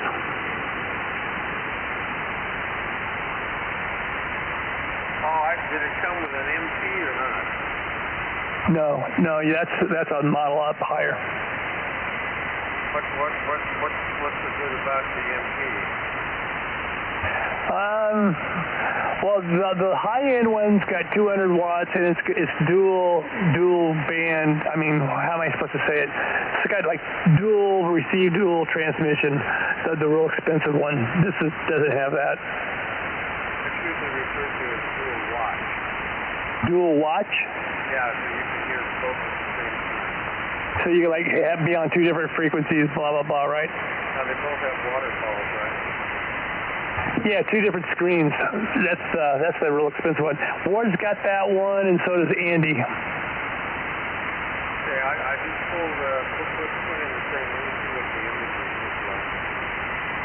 And what's cool, it's got a what am I trying to say? A monitor out. So I got a 24-inch monitor hooked to it right now. So I'm getting to see my screen on a 24-inch monitor. Pretty cool. By the way, I got my first ever thumbs down tonight. It I feel privileged. I hope it was something I said. As far as HF, it's pretty happening. Maybe it was the shenanigans on the BOZO Net tonight, but I think it was pretty entertaining, to be honest with you. So whoever, anybody new tonight, thanks for watching. I robbed a bank. Nah. No, I just didn't tell her. You think I'm going to tell her what all I bought? I bought 7 radios in like 10 months. She knew all that. She'd divorce me. Don't come out and attack? Not too often. She knows that it's a mess. So she just tries to stay away. Okay, well, that looks like an impressive radio. It's got a nice screen on it. And the waterfall goes out. It goes in the distance. It doesn't go straight up and down. Yeah, you've probably seen the 3D. You can do 3D or typical 2D, but the 3D thing, once you get used to it, it's pretty neat stuff, actually. Well, did you go through the bands and check the SWR and everything compared to the other ones? I went through some of them. Like my tuner was jacked up, and I fixed it today. What was wrong with it? By the way, I see Greg's back. Let me say hi to Greg real quick instead of monopolizing the frequency. Hey, Greg. What's up, Alex and Keith? You're not monopolizing anything. I'm just listening in. K6EGG, City of Chino. It was pretty hilarious, that the net controller tonight. Yeah, it was quite entertaining. I enjoyed the show for sure. Did you listen to the afternet? That even got even more interesting. Him and Pat talking about their operations. This is the first time I think I've listened to the whole net from start to finish. It was pretty entertaining. Same here. I really enjoyed it. I emailed him to let him hear the open. Did you hear the open? I was talking on HF, and I realized that it was time, and so I got there like 7:01. So I did hear the very end of it, and I thought, like, what is going on?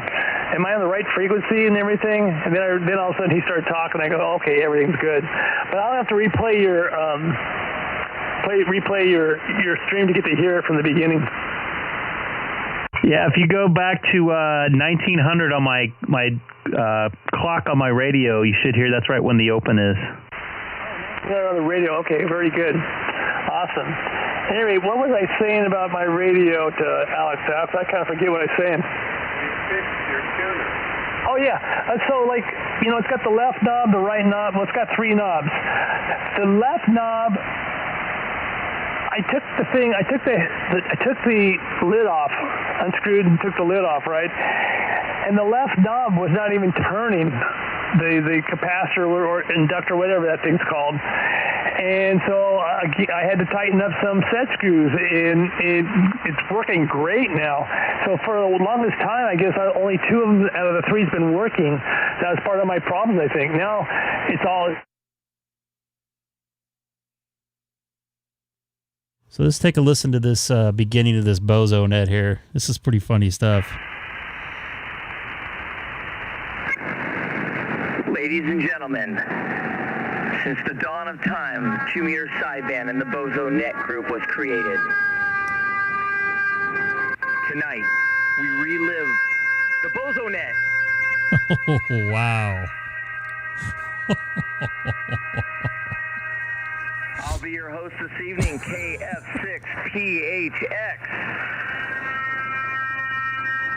This is good stuff. Check-in starting now. All right, that was the start of the BOZO net there. 8-1 or something like that. Okay, now is that at full power now? Pretty funny stuff. What do you mean full power? The linear. Well, I don't have the wire for the new radio, so I haven't been able to use it yet. You don't have what wire? You mean I need to have a certain wire to hook up from the linear to the radio. Although I still have my 991 alpha hooked up to it, and I have played with it. I'm not getting full power. I'm getting maybe 450 to 500, about 500 watts max when I push it. So I kind of think these batteries, these tubes are a little bit tired. Well, they could be a little flat, but I'd use them that are dead. You don't need to. What is it supposed to be? 800 watts? Yeah, and I'm fine with that. If I could get 450, I'm totally fine with that. Because is anybody going to hear a difference between 600-700 watts and 450? Not a lot.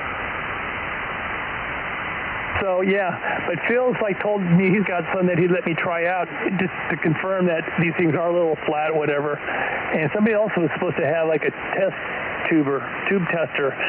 So I'd like to check it out just to see where I stand. Well, it's always good to have a spare set of tubes just in case something goes wrong. You know, they can just one or two go belly up. Over. Right, I'm going to get another set. You know, Phil's going to turn me on, you know, or let me buy one off of him, whatever. Otherwise, if he's just going to let me try them out to see if my other ones are, you know, a little flat. Otherwise, I'll just buy some, and I'll go ahead and get a match set. Roger. I was just going to make a comment. Don't worry about hogging the feet. Drag, learn to drag your feet. And if there's somebody out there that wants to jump in, they can say, great if we drag our feet. Or comment. I guess nobody wants to come in. I think it's just Greg, you, and I right now. I was kind of hoping that guy Todd that I talked to today came on so we could talk, but maybe not.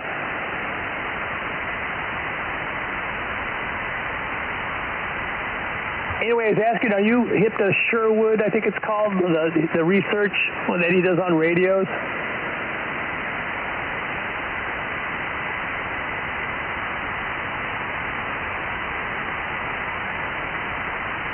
Did you drop off the face of the earth?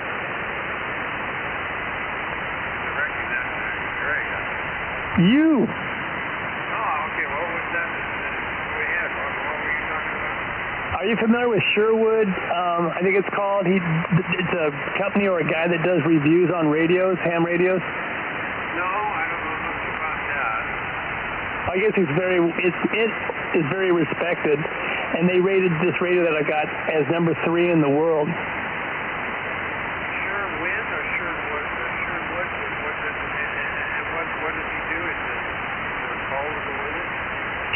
Sherwood. They do radio reviews. Just you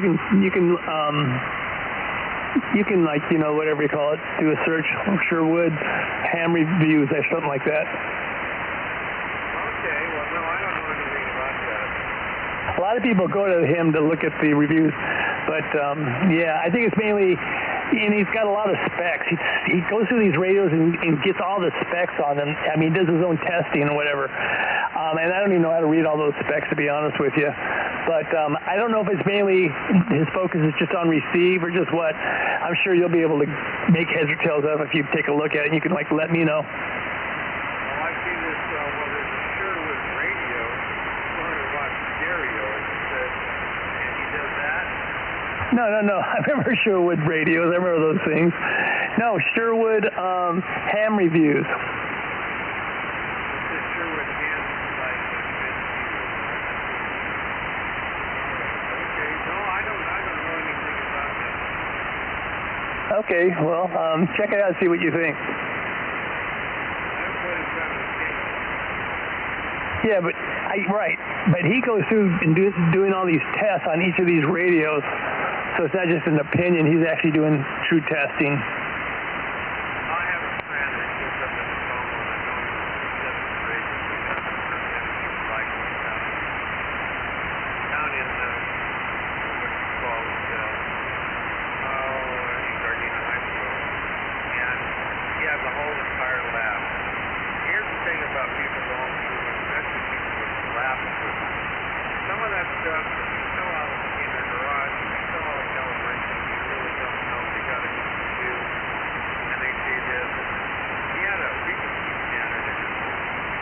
And I was using the WWB at a real low, very low frequency that was kind of in a ballpark figure of my frequencies were things. I was up there watching the console, and I got this truck at it, and I wanted to stay up there in Homo, California for 5 years. Lived there. Because he had to work in Santa Barbara, and he had all this tons of equipment all through the house. And so, whatever. And I finally have proved it to him. The frequency Hard copy tonight on Alex. N6JJI.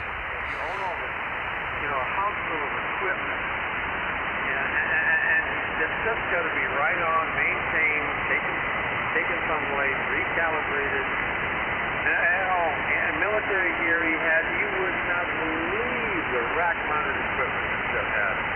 But, you know, it's somebody's tool to use to do all these reviews. It's comparative, I guess, to what the factory would do or what the standard is.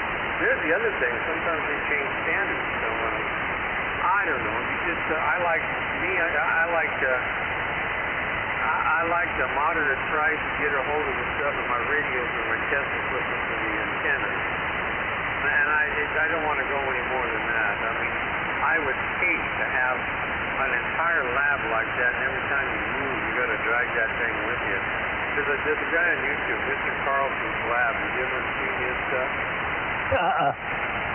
Look him up sometime. He just moved. He's up in Canada. But the guy's really pretty smart. He's got a whole lab of equipment that he had to move. I've known people like this that are obsessed with specs and things.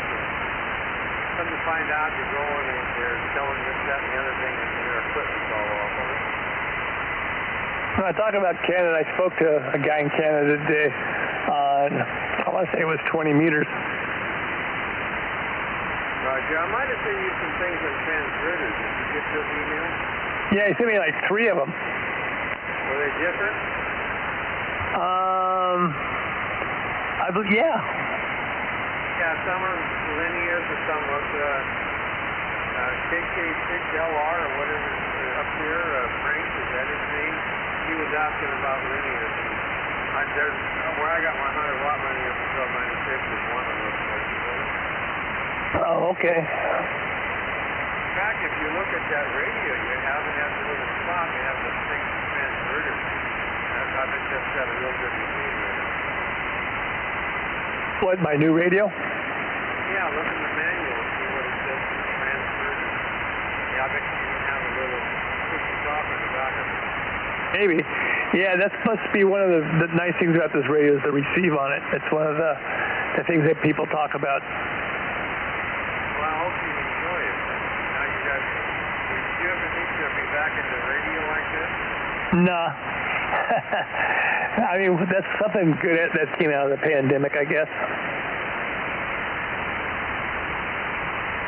Yeah, it made everybody bored, and they got back to their old habits. Well, yeah, got me into the radio because I was definitely getting bored. Now some people are kind of breaking away where you see that the bands are a little quieter now because things are a little bit more opened up and they can do things, I guess. Well, yeah, I'll tell you what, I got off of Facebook and all these other accounts and Twitter and all of that because they blocked and they shadow banned my comments. They wouldn't let me speak, and I just said, this has got to quit. No more freedom of speech. It really disturbs me. Yeah, that's happened with my wife. She's like on Facebook, and I guess she gets in arguments with people, and she gets banned for like, they have a term for it where she gets like 2 weeks of being in jail or something or other. Oh, you have comments because they don't like your comment. And it's not derogatory, not using foul language. But if it's not politically correct in their eyes, you know, your comment you made is off of there in 15 minutes. Yeah, there's been some things talked about them just this past week. Well, and that happens to me on YouTube, too. What happens on YouTube? I make a comment on a video, and if they don't like the tone of the comment, I won't cuss, I won't do anything like that, but, you know, I'll just say that, you know, something like this is the socialist taking over this country, and they'll ban my comment. Meaning you can't, they're able to erase your comment somehow?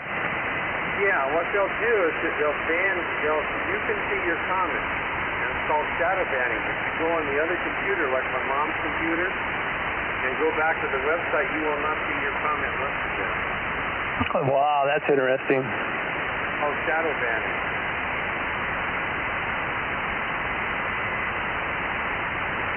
Yeah, I definitely was hearing on the news about how Facebook, you know, they're just getting really out of control with the freedom of speech problem.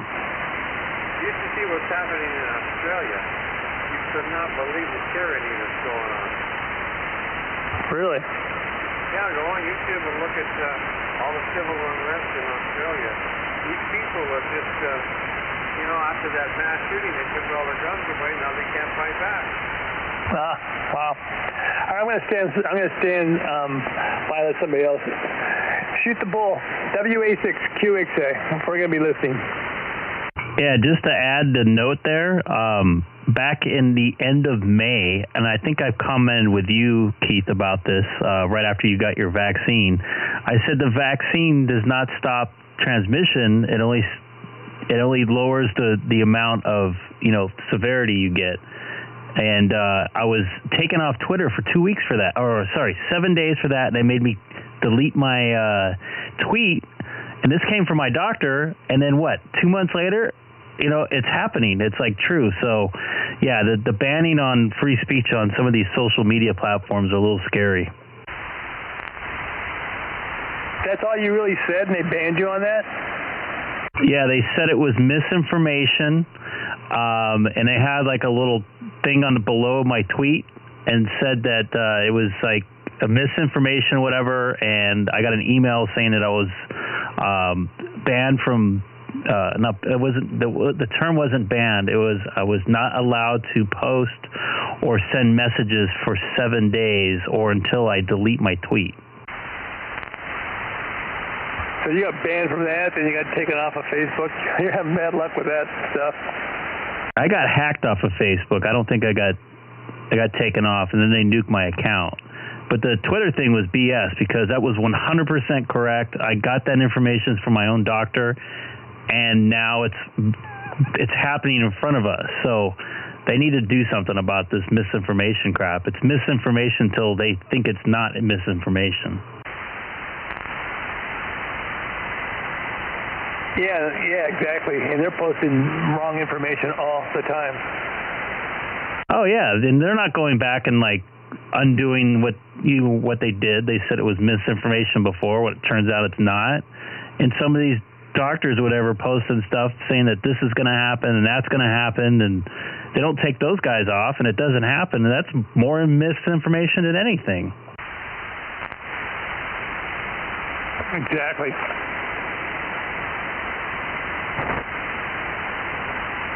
Yeah, actually, it's been kind of refreshing not to be on Facebook, although I miss seeing people's families and stuff. I never got political on there at all, and never made any political posts, but it's definitely kind of sucks that some people I don't really have that good contact with, I don't have any contact with now. You don't feel like opening up a secondary account? I was going to do it for the YouTube page, but I just don't want to hassle with the I don't know. I don't know if I want to hassle with it. Yeah, I have an account, but I don't hardly do anything with it. Sometimes, I join some of those ham radio stations or whatever you call them, but I don't go on very often. Sometimes there's some good stuff. I've gotten some good info off some of those groups. So it's very kind of helpful in that aspect of it, and that's one of the reasons why I miss it. But other than that, I don't miss seeing the banter between two people fighting in an echo chamber between themselves all that much. Right, I hear you. Good evening, gentlemen. Good evening. This is Dave. Kilo Mike 6, Charlie November, Fox Farm, hey, Greg. Good evening. Vacation. I was until yesterday. I thought you were going to be gone for like weeks on end. I was gone 2 weeks. Did you do the boat thing? The boat thing? I don't know what that is. I thought you were going to be taking this big boat to like this island or something or other. Oh, that's November. I went to see my brother in Florida, and we watched the SpaceX launch. Took his RV out for a couple of days, and I worked ham radio ops. I did a lot of stuff. Okay. Is he a ham operator? No, he's not. But when I was trying to contact you, I don't know if you ever heard me, but I was hearing Barstow and Los Angeles northern west coast of the northwest Canada operator. So I was hearing a lot from the west coast. Yeah, I could never hear you either. But where'd you get the gear to talk? Whose was it? I had brought it with me. Oh, including an antenna, the whole 9 yards. Yeah, I brought multiple antennas. The best antenna that I found was the ATAS-25 interbody oxygen. It worked great. I literally spoke to South Africa and all over the place. How did you hang it? It is not a hanging antenna. You put it on a tripod, and the bigger the tripod, the better, the higher the antenna is. The Florida consists of so much water, period, and it has some of the best propagation in the world because of its southern longitude and latitude, and there's so much moisture in the air. So it does really well down there. Were you close to the coast? Repeat that? Were you close to the coast? I was close to the coast. I was in Bradenton, Florida, which is about 30 miles south of Tampa and St. Petersburg. All right. Well, welcome back. Glad you had a good time. I'm going to step aside. I've been kind of talking a lot, so I'll let somebody else chat. Yeah, so, yeah, I heard you talking earlier on. I think I was in L.A. I guess we were talking across town on HS. Did you ever get to linear working? I did, yes. I was having issues with SWR, which was where it wasn't working properly because it didn't like it. But I got things dialed in where it's working pretty well now. I think the the tubes are not 100%, but I'm getting like 450, 500 out of it. So it is working. Well, if it isn't, if your resonation is off, it'll produce less output. That's the way it works. So you have to get optimum match. I think you understand. Yeah, I had a little struggles with the tuner, and so I took the lid off. Come to find out that left knob, what is it called, the input, it wasn't turning the capacitor or the inductor, whatever they call that thing, wasn't turning. And so, you know, they got some set screws in there. I just needed to tighten up the set screws, and it's working great now. Man, I'm getting like flat across. I just did it today on 8, 40, 20, 15, 17. I haven't done 12 or 10 yet to see how it is, but things working great now. That's good. I'm glad to hear that. That's awesome. Okay. I was just checking in and standing by. Good evening, everybody. Hey, real quick question. When you had it, did that ever happen to you where you had to go in there and tighten those set screws up? On my amplifier, no. Mine was brand new and it's solid state, so it doesn't have to be. No, not the amplifier, the tuner that I got from you. Oh, no, I didn't have to take it. Okay. Yeah, there's a YouTube on how to do all that stuff. That's how I learned what to do. It's no big deal at all. Pretty simple. Anyway, yeah, I'm going to step aside. WA6QXA, we're going to be on the side.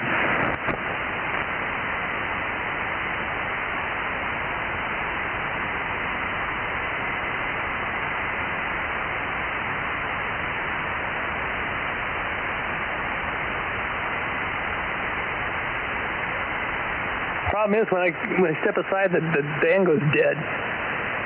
Yeah, I wanted to ask you about your radio. You had a monitor plugged into it, and this is Greg, K6EGG for ID. Like, is there like an HDMI out or something?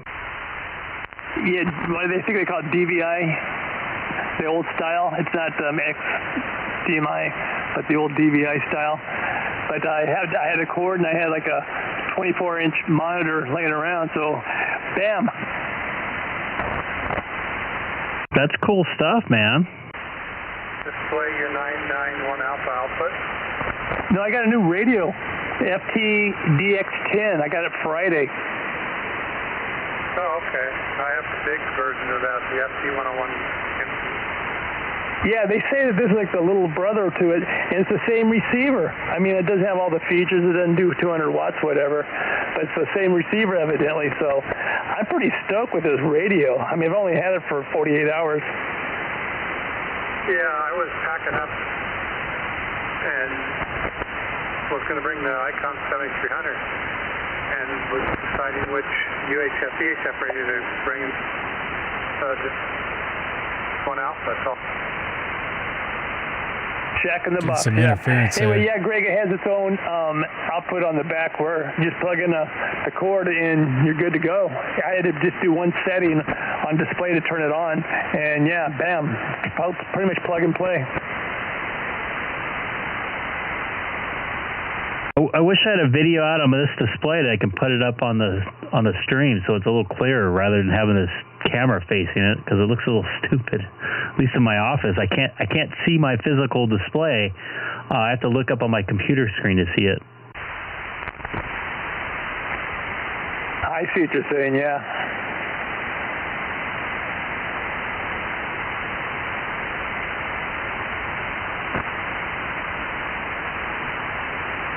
Hey, Dave, does the MP have like the what do they call it? The 3D waterfall?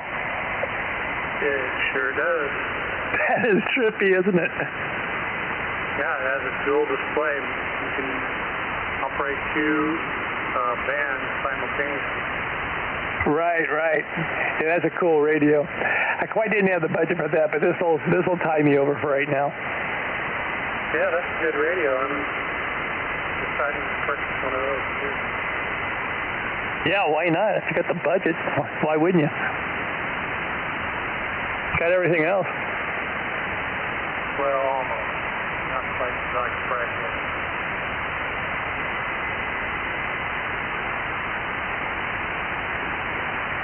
It was a lot of fun down in Florida operating that radio. We were really impressed with how well it worked on portable antenna. So did you take your own tripod, or did you buy one out there, or did he have one? How'd you hook it up? Yeah, when you buy, there's a lot of portable for field off and portable off. They all come with everything you need, basically plug and play. So I brought multiple antennas. I brought some wire antennas. I brought the ATAS 25, and I brought an alpha antenna, which is a bigger one that was on a tripod. It worked pretty damn good too. You did fly, right? I sure did fly. How many pieces of luggage did you have? Just two. Really? Okay. Sound like you had two or three just for hand stuff alone. Well, they had one radio, the tuner, coax, and the second, that was in my check bag, padded it with all my packed clothing. And then there's an antenna bag that I had with the second check bag, and it had all the antenna gear and equipment. So do people think that you were like carrying a bomb? Yeah, we had a big fight at the check. No. You see the stuff, you have to ever travel there, the stuff people bring is insane. I haven't traveled for a while. I'm just curious. Ask Greg, he'll tell you. I've been questioned quite a few times on the stuff that I bring. I have a tone generator, 1K tone generator that the knob got twisted and it turned on somewhere in TSA's hands, and they totally freaked out. And I got paged on the intercom and was, I want to say, quote unquote, rushed into the TSA area, wondering what the object was making noise out of my bag. Did you tell them it was a low yield nuclear device? No. No. Yeah, I used to work airport police for 20 years. Everything you can imagine was in check bags. Post 9/11, almost every check bag was open, and then, oh my God, you'd be surprised what we found. Yeah, by the way, probably 9 out of 10 times I was able to get my Leatherman through TSA. Exactly. TSA's test of their own people fails 90+% of the time. Oh, good. I'm batting for average then. When post 9/11, when we resumed flight operations, we were hauling away truckloads of spatulas and machetes and Lettermans and drills, and you can't even imagine how much stuff got thrown away. I had one time, it was probably like 2 months, no, it was about a month after 9/11, maybe about a month and a half. I was on a charter, so I took, back then on charters you could take anything you wanted. So I had all my tools, knives, I had 2 different kind of knives, all kinds of stuff. And then after the series of charters I had like 2 different charters that same week, I had to fly home commercial. And I got, because it was a one-way ticket, I got whatever the S's on the ticket, so I got the secondary before I got on. And sure enough, I got home and I pull out my backpack and I'm like, all 4 of my knives were in my backpack, and they went through it and never saw it. I brought my gun once. I thought I'd removed it out of the bag, but it was still in the bag. But they did catch it, so that was good, yeah. Did you get cuffed? No.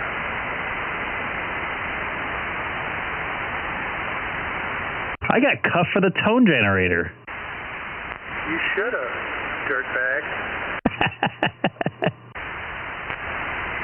No, I had my badge in there too. They knew right away. Plus, once you put your bag in there, you don't really have access to it. It's in a machine, and then they take it out.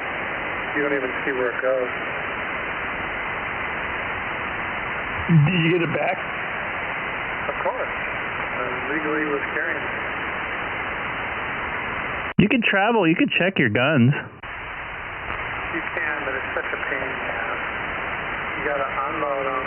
You have to put the gun in a locked, hard case box. And you got to put the ammo in a separate locked, hard case box. And you got to pack them in your luggage, and you got to declare them, and it's like,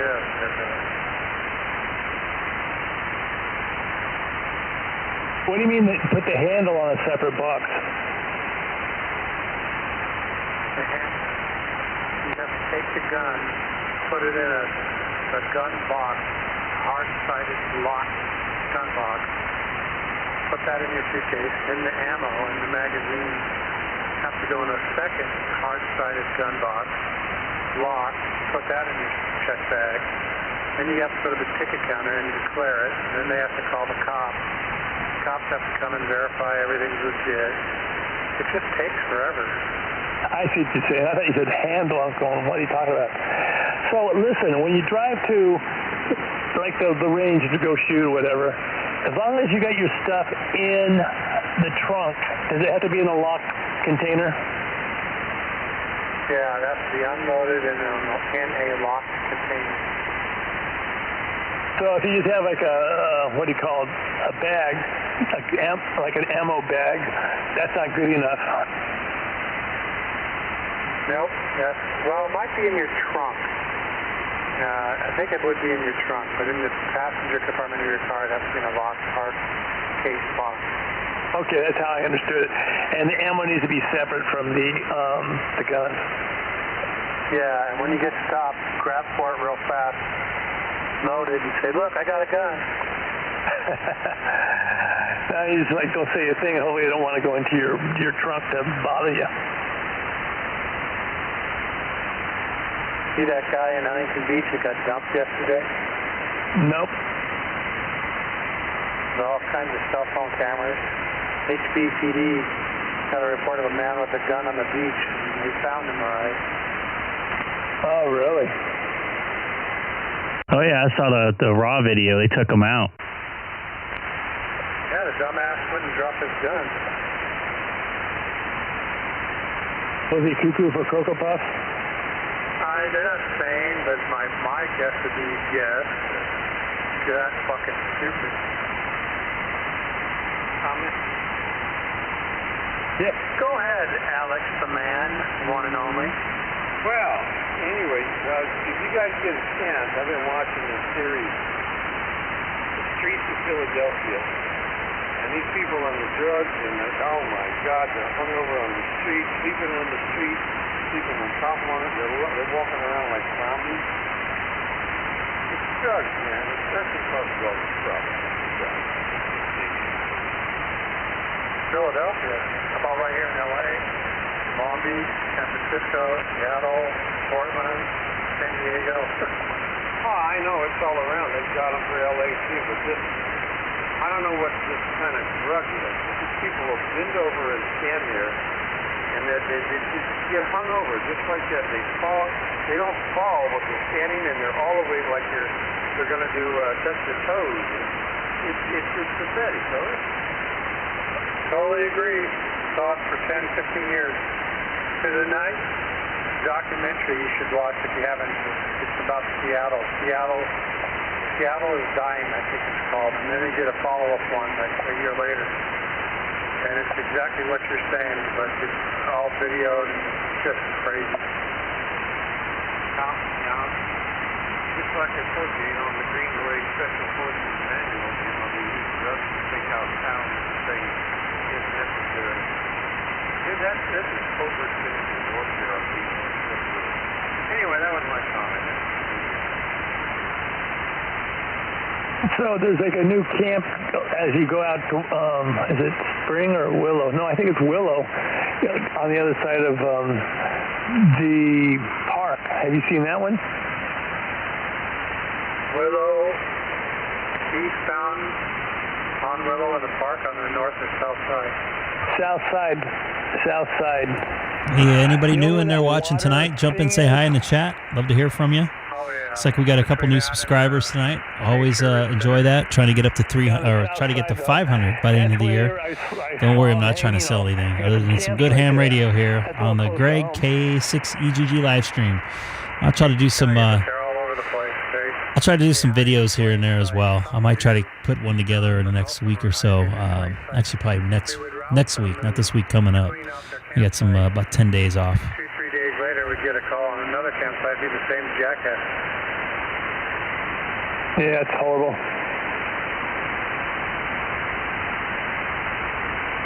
Can you confiscate their goods? No. They need to take them with them. If they can't take them with them, we have to store them for 90 days. If they didn't pick them up in 90 days, then we could dump them. Yep, it's really out of control. Well, it should be over soon because Newsom signed a law.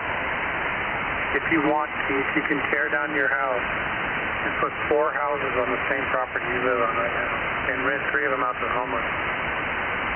Oh my gosh. So like they're not going to even deal with zoning or anything like that anymore, huh? Well, they will, but that's the new law. Single family dwelling properties can now be subdivided into 4 houses on one property if you want. Yeah, that's pretty ridiculous, especially on small lots and stuff.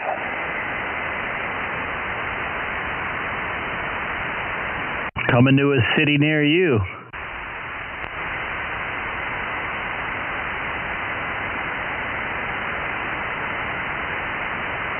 Hey, Greg. Go ahead, caller. Caller. Did you ever get all your late stuff taken care of completely?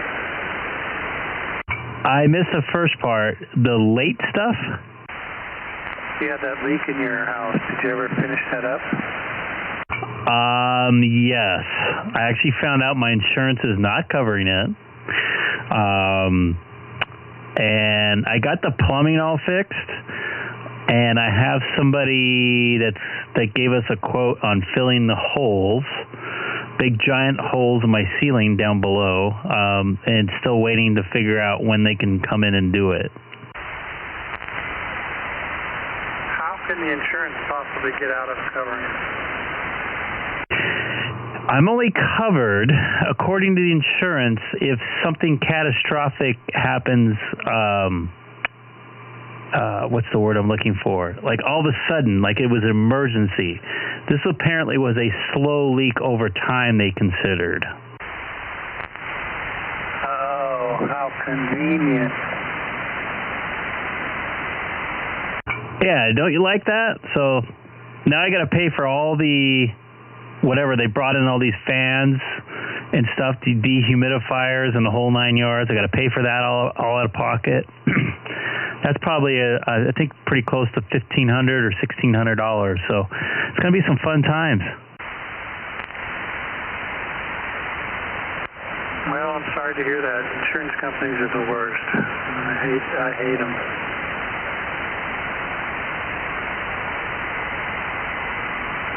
I concur. You pay and you pay and you pay and you use them, and then they just like, you know, or you try to use them and they like pull that kind of stuff.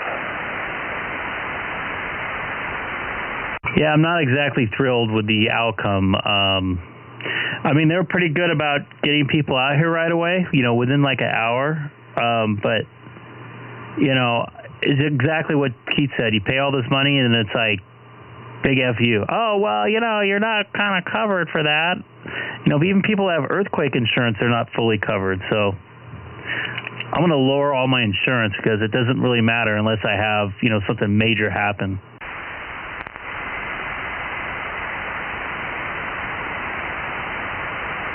And if you do use it, they're going to just jack your rates up anyway. Oh yeah, that's what he said. You know, yeah, your rates would have been, you would have went up, you know, $400 a year. I'm like, well, why? I had the same insurance for, I don't know, 11 years since I've been in this house, and I paid whatever $2,000 a year for insurance. So that would definitely covered what I, you know, what I paid into it and some. Would that have been your first, you know, use of it? Yes, after having Mercury Insurance for since 1999, that would have been my first ever claim. Sheesh. Yeah, they're pretty good at taking your money, though, aren't they? Oh, they love it. Absolutely love it.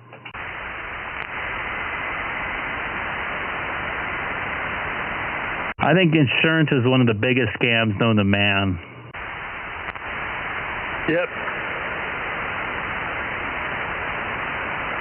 I will say Auto Club has been phenomenal to me. They've always come through, paid everything I've ever filed, never raised my rates. Annually, I get a rate deduction. I don't file a lot of claims, but for my truck, for instance, they've paid out well for it, so that's good about them.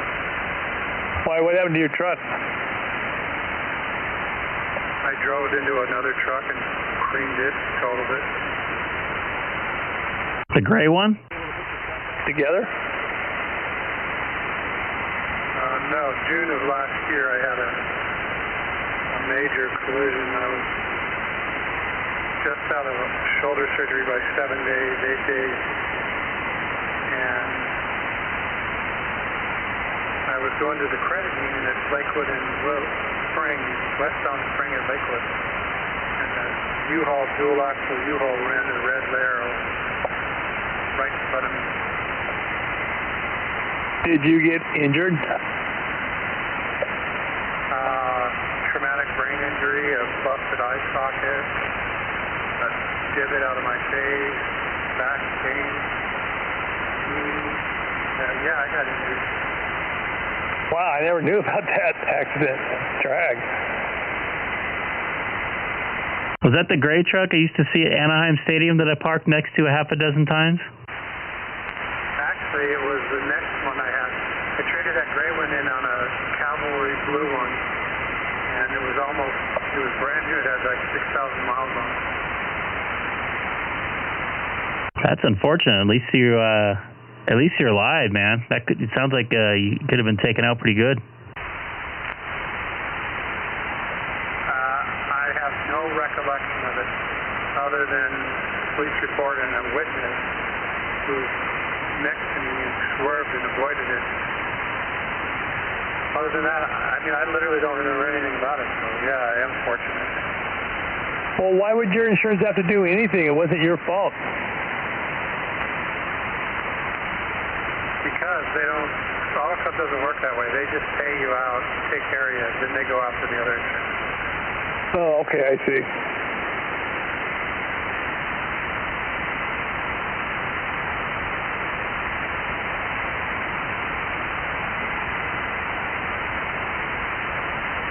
Knock on wood, I've never been in a major accident yet.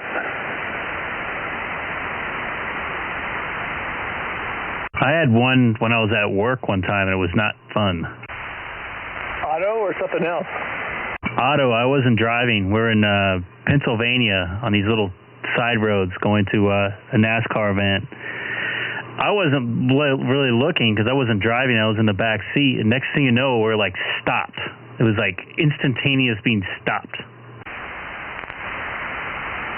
A truck pulled out, and we T-boned it.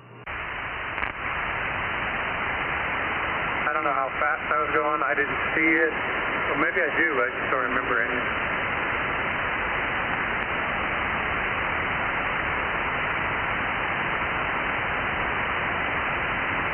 Anyways, the impact in the car was so bad, it ruined the frame, and we couldn't open the doors, and we ended up kicking the back window out to get out. Did you get injured? I was pretty sore, but I didn't have any like injuries. I think if I would have been watching, I probably would have tensed up before the hit. So I was kind of lucky. The other two guys I was with, I think one of them ended up going to the hospital.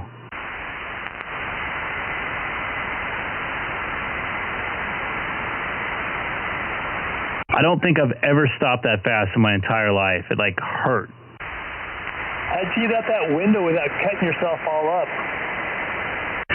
Somebody put their bag, kind of like, they had like a work bag and they had some like clothes in there. So they covered, I didn't do it. They covered their leg and then they just kicked it out. And we ended up just putting some stuff that he had in the bag on the back of the trunk and just bolted out. Because it was going to take like 45 more minutes for the fire department to bring these little things that open up the doors.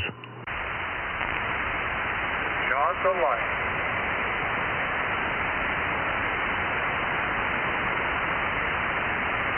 I just remembering, like, when we stopped, like, it felt like my head was cracking, like the inside of it. It was weird.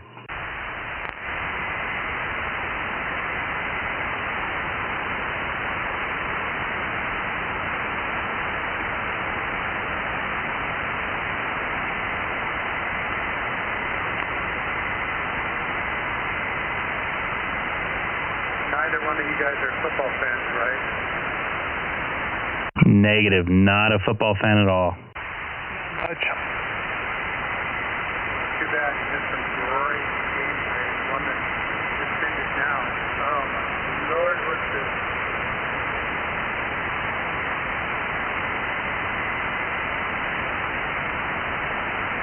And the Angels have done at home for years. Greg knows that. I'll be there on Tuesday. For what?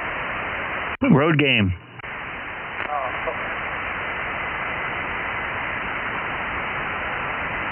We have to do it out of the parking lot because they're having like a religious concert in there next week. You should probably go in and get your religion on. I'm good. I got it when I was younger. What is your passion? What is your hobby? What is my passion and hobby? Yeah, what do you do besides audio? I'm actually kind of lucky because that's kind of my hobby, and I'm doing it right now. So I guess you know then. I enjoy doing it. I actually get paid for it, which is even more fun. Copy.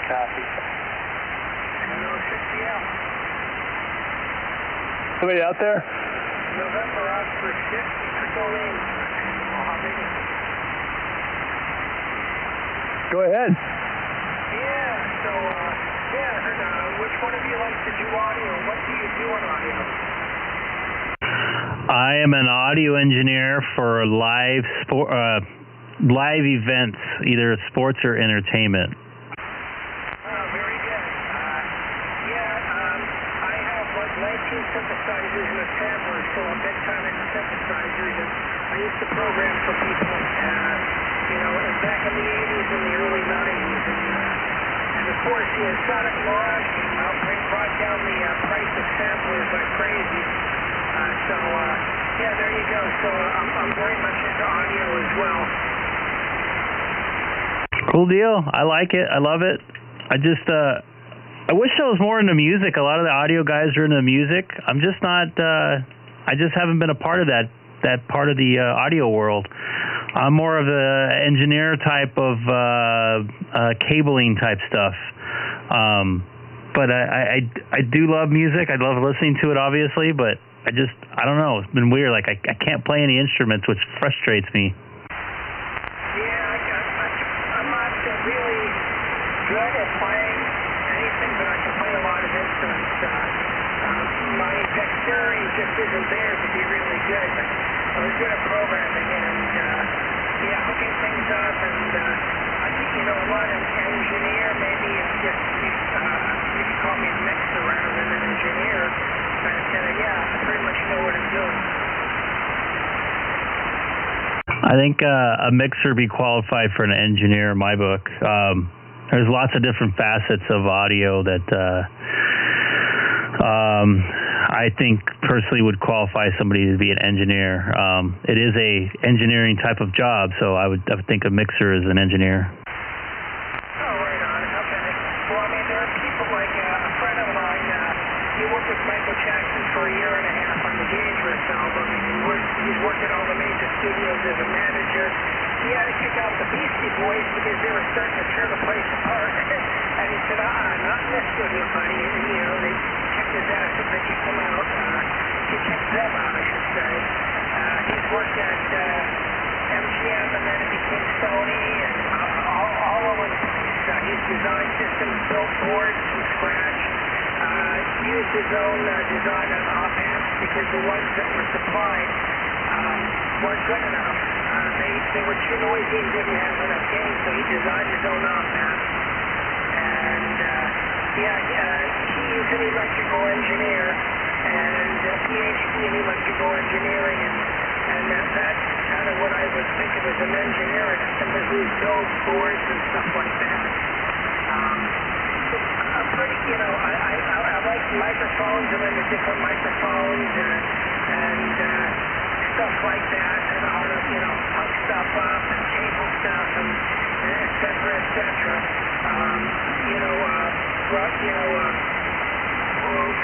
We use the sends and returns for effects, dry effects, wet effects, et cetera, et cetera. You could be an engineer and not necessarily have a, like any type of credentials. If you're still putting systems together, you're still, an engineer, like a mechanic. You don't have to be necessarily a, certified mechanic. You could still be a mechanic. So that's at least that's the way I look at it.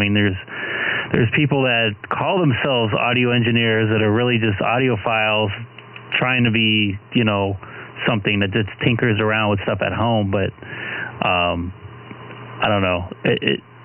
It's a little different in the audio world as far as I'm concerned. Home audio and professional are two completely different worlds.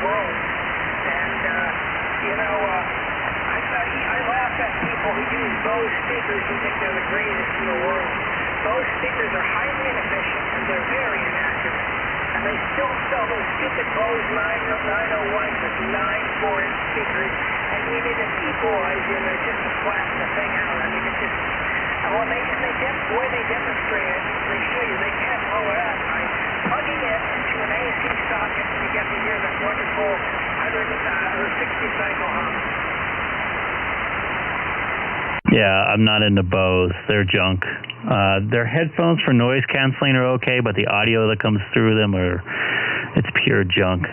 At least in my opinion. And that's the other thing with audio, it's more of at least I look at it as opinion based, because everybody's ear hears differently, and your brain processes frequencies in your ears a little differently. So a lot of that is user preference. But for me, and I would say most of the audio engineers, professional audio engineers I know that work in does this for a living, they would agree with that statement and what you said to back that up.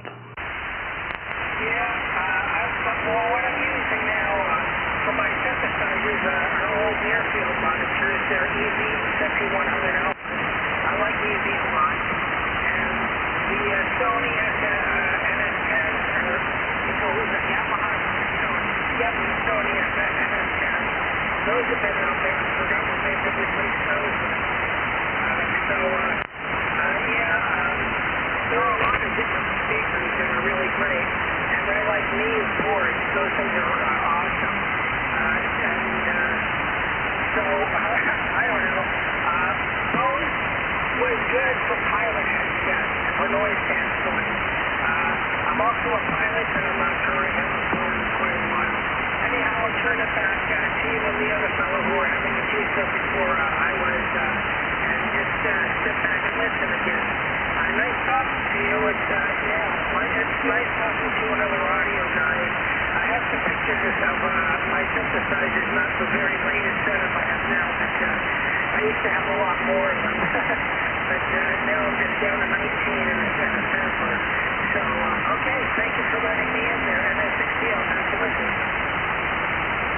Yeah, I actually have a pair of HS7 Yamahas in my shack here that I use to listen to music. That's kind of flat, nice and good sounding, clean. Anyways, Noel, I'm going to call it a night, as well as Dave and Alex and Keith. You guys all have a good night. I'll probably be back on tomorrow night, and that will probably be it for the week. Maybe Thursday, depending on how I feel. But anyways, you guys have a good evening. This is Greg, K6EGG. I'm signing off for tonight. All right, Greg, take care. I think I'm going to do the same thing. I'm starting to get a little tired. So 73 to y'all, WA6QXA, we're clear. Thanks. And talk to you guys tomorrow night. Night, Alex. This is Greg, Night, son, boy. This is Greg, K6EGG, signing off for tonight. Had a good night of BOZO NET action. Wow. John, KF6PHX. Great BOZO night. It was very entertaining. So go back, if you look on my radio, right around 1900 hours. I got some indigestion tonight. I had a double scoop of vanilla ice cream from Thrifty tonight, so that was kind of did me in. So anyways, if you go back to back into this stream, back to 1900 hours, actually 1859 is when he started. Very entertaining hour of ham radio, that's for sure. Got to have him here on the show. I think that would be cool, or on the channel. Have him chat in with our little net here. I think that would be pretty fun. He was very funny. Even little after net stories about some surgeries. Oh my goodness. Got to check it out. Really good stuff. So anyways, I'm planning on being on tomorrow night, or late tomorrow afternoon. As well as hopefully Thursday and maybe next Sunday, depending on how I feel. I got kind of a long week of work ahead of me, about 60 hours or so. So we'll see how I feel after that. Anyways, once again, thanks for watching. Anybody new to the channel, please do not forget to hit that subscribe button down below on the right. Would much appreciate it. Trying to get to 500 subscribers before the end of this calendar year. Just as a challenge. I'm not going to try to put ads up and try to get sponsored or anything. This is just for fun for me. Really enjoyed talking to everybody out there and sharing a little bit of ham radio too as well around the world. We got a couple viewers from Europe, that the regular in Martin and Andy. Every once in a while we got somebody in from Brazil, and I think I got a couple German viewers. That's pretty much it for international, but I got guys from all over the country emailing me, asking me questions. It's pretty cool stuff. So once again, thanks for watching. This is Greg, K6EGG from the city of Chino, 40 miles east of Los Angeles, calling it a night. Good night, everybody.